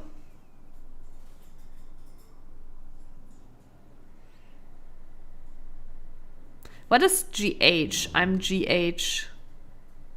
I'm glad I have no experience. I do have some experience myself from... I'm not gonna go into details, but I do have some experience myself from my teenage years. Yeah,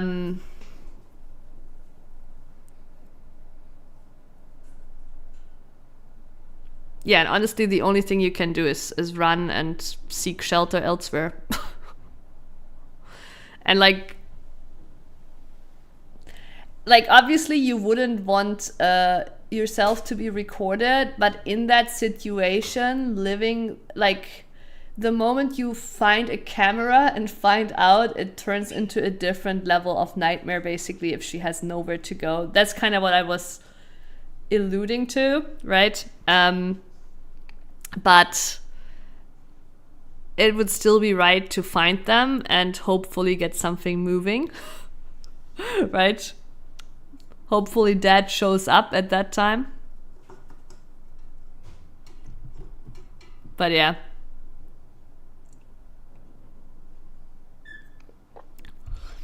I, 50, have 2 kids. My daughter, 25, who's getting married next year, and my son, 23, who came out as gay in high school. My son had a really rough time in school. Unfortunately, that is a reality. He was bullied relentlessly, and it took a toll on his mental health. He's doing much better now, but those years left scars. Last month, my daughter introduced us to her fiancé.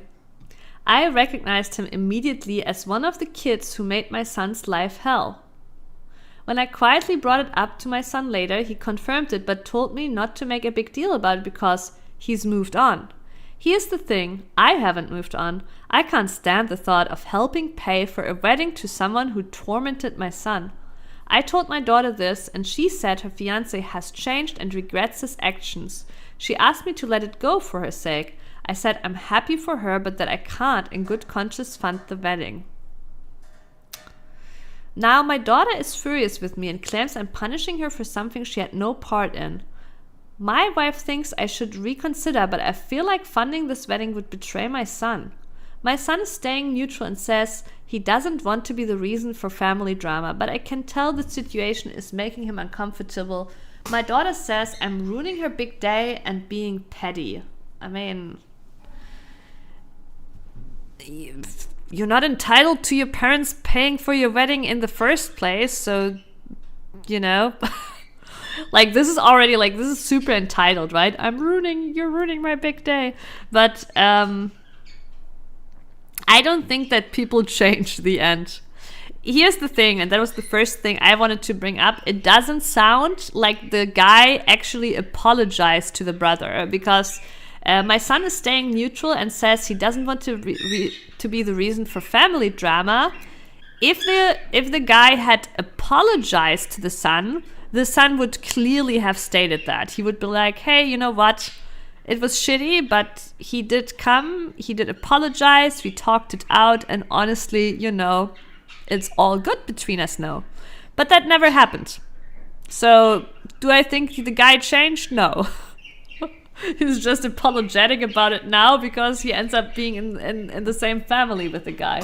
So, and I think when you bully someone for something like being gay, I also think that is a mindset thing that doesn't easily change. I'm not on the boat of like people never change, I do think some people change, but this mindset tends to stay. It's one of my Star Trek mugs. Yesterday we had the Picard facepalm mug, which I personally love even more to have on stream, because I can like just be like, and you see the Picard facepalm go up.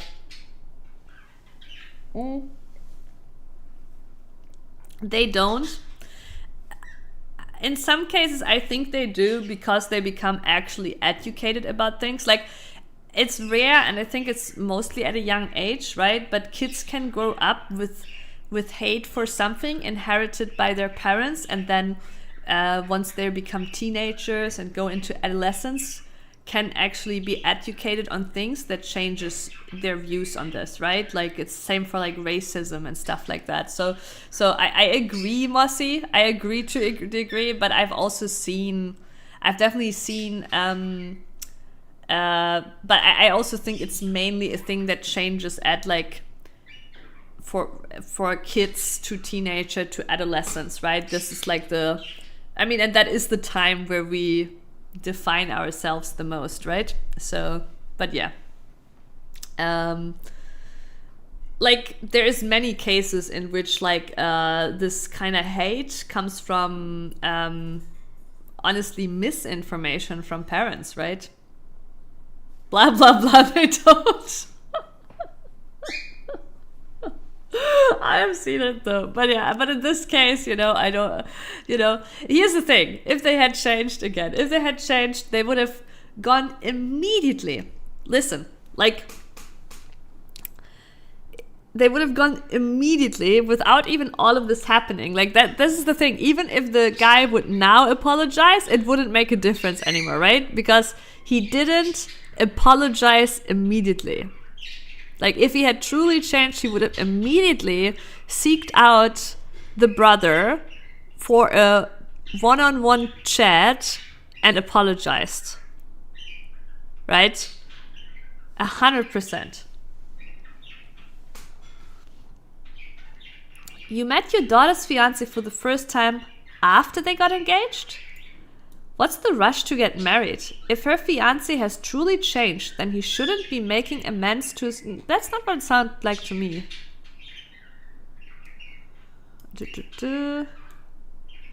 Oh, actually, yeah. Wow. What's the rush to get married? If her fiancé has truly changed, then he should be making amends to his future brother-in-law before the wedding. And he should be taking the time... Yeah, that's the thing, right? Like, you do generally want to integrate into the family if you marry, so him not immediately seeking out apologies. Y'all, I'm begging you to stop commenting that the story is fake. I agree it's probably fake. You are at least the 12th person to reply to my comment with it's fake. My advice still stands. Stop! Yeah.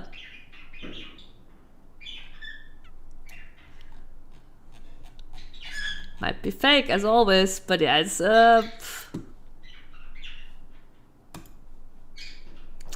gonna do one last one before dinner break, chat. One last one. Let's scroll a little and take a sneak peek at the next four.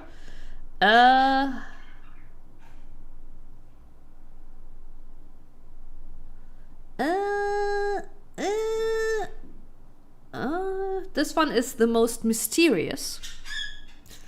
Am I the a-hole for not wanting to... No, for wanting to cut off my aunt? Then... Sister drama. I had a lot of sister drama today, I feel. Allowing my brother-in-law to be thrown out of my house on Christmas after he insulted my brother who has Down syndrome. Okay. Noriyuki, hello! A beautiful day to you. Alright, we'll just go with the first one. Am I the a-hole for rebuffing my wife's sexual advances after she decided we were having a sexless marriage for over 10 years? Oh shit, they are old. My wife, that was my first question. I was like, okay, how old are they?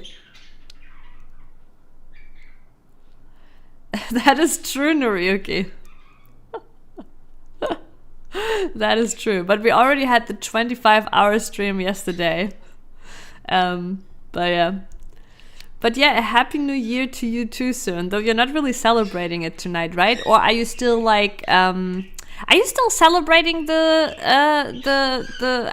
Western New Year's Eve? I'm actually not sure if you are. Noriyuki is from China. She told me she has no interest in sex. Okay, so my wife, 56, and I, 61, have had a sexless marriage for the past 10 years. So when she was 46 and he was 51, she told me she has no interest in sex. She has taken care of me orally on very rare occasions.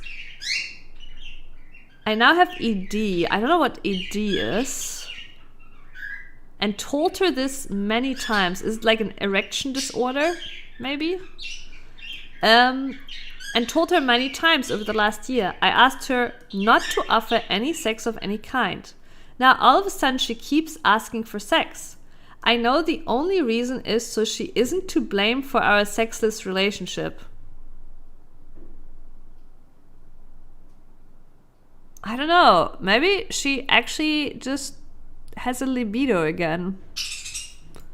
Because, I mean, she didn't care about it for the last 10 years. I don't think he's the a-hole, but this is kind of weird to assume the reason is so she isn't to blame for our sexless relationship. Because, I mean, obviously, you did have a sexless relationship for 10 years. Yeah, agreed, Mossy. I just think this assumption here is weird, right? But yeah, they just need to talk. Instead of her asking about it, she probably should talk about like what's changed. I have not sought out any treatment for my ED. Am I the a-hole for not wanting to seek treatment? I am resentful of all the lost time before I had ED. Yeah, that's the thing, right?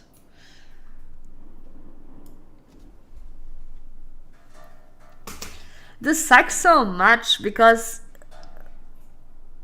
he should not have let this go on for 10 years in the first place, right? Especially if he's now resenting her for it. He should have pushed to resolve this way earlier. They maybe should have, like, you know, because now he just resents her for it. I just don't believe her that she has her libido back. To be honest, I'm done with our sexual relation and just get angry when she acts like she is in the mood. Yeah, he doesn't believe her. And he's now resentful.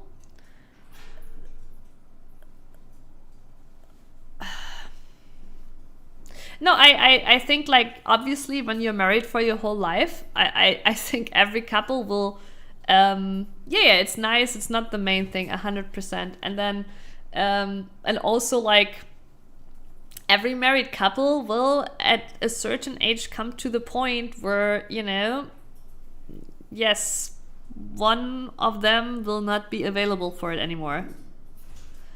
No, it's not the most important thing. It's obviously a nice thing. I think it's also a healthy thing, you know? And I do, but, like, here's the problem, right?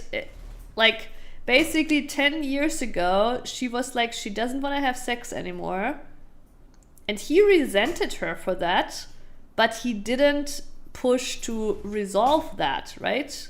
Like, it seems like they never truly communicated about this. And this issue basically started way earlier, right? I do think it's a complicated issue, though, because or not a complicated issue, but, like, it's like a conflict that every couple has to overcome at some point, right? The different libidos and the different lust, etc. It's definitely not the most important thing. But if he is resenting her now for it, he should have not just let it go, basically, right? I'm not saying they should have had sex. I'm saying they should have talked about it more so they could understand why she doesn't want to anymore, whether there's maybe ways that she would want to again, right? Like, they should have figured this shit out. And maybe the resolution would have still been, we're not going to have sex anymore, but they should have figured the shit out. Right? And they obviously did not figure the shit out. They failed at figuring the shit out. Feels bad, man. So I think actually he is the a-hole for not voicing his issues and just, you know, letting it go.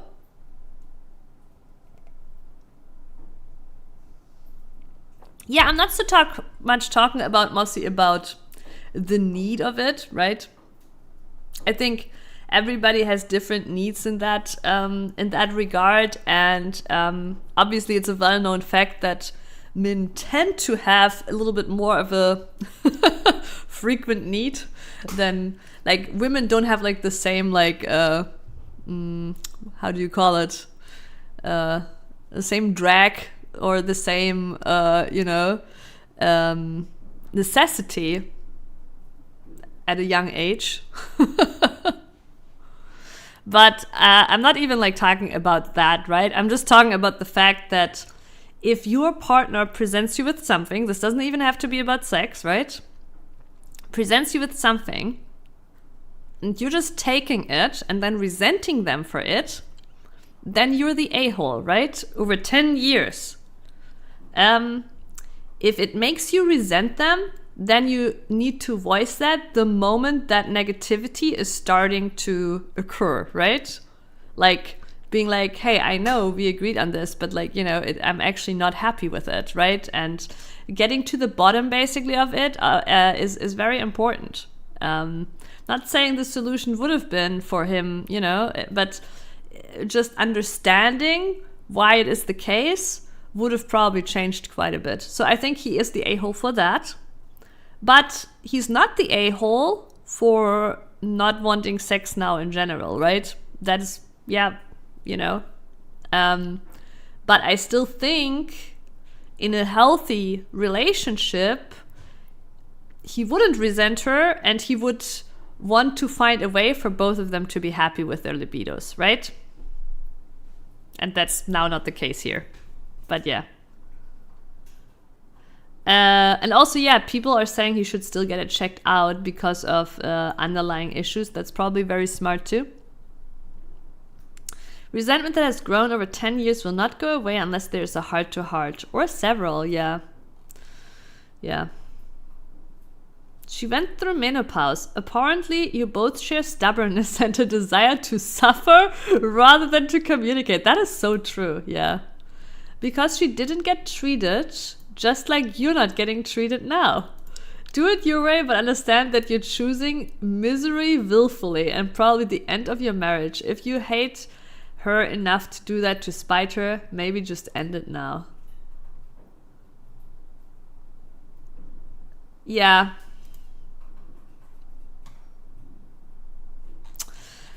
Well, okay. A little senior libido story. Oh no, is that how it works? Okay, wait, I can fix this.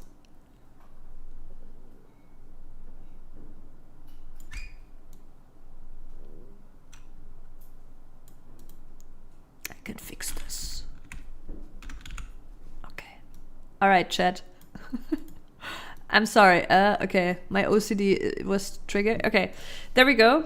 Good enough for now. No, it's still not even.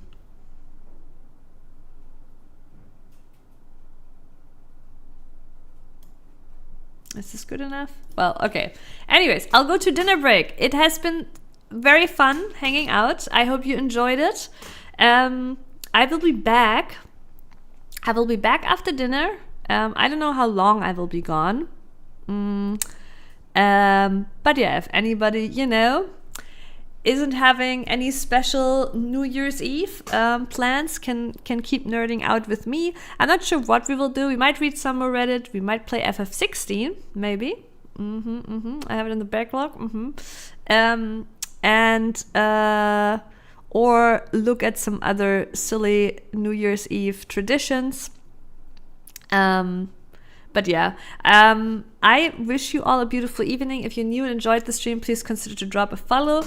Also, if you want to know when streams are happening, because I have no scheduling talents, you can join the Discord. I'm announcing streams there. But yeah, good night and see you later. And if we don't see each other before the new year, see you in a year. Bye-bye.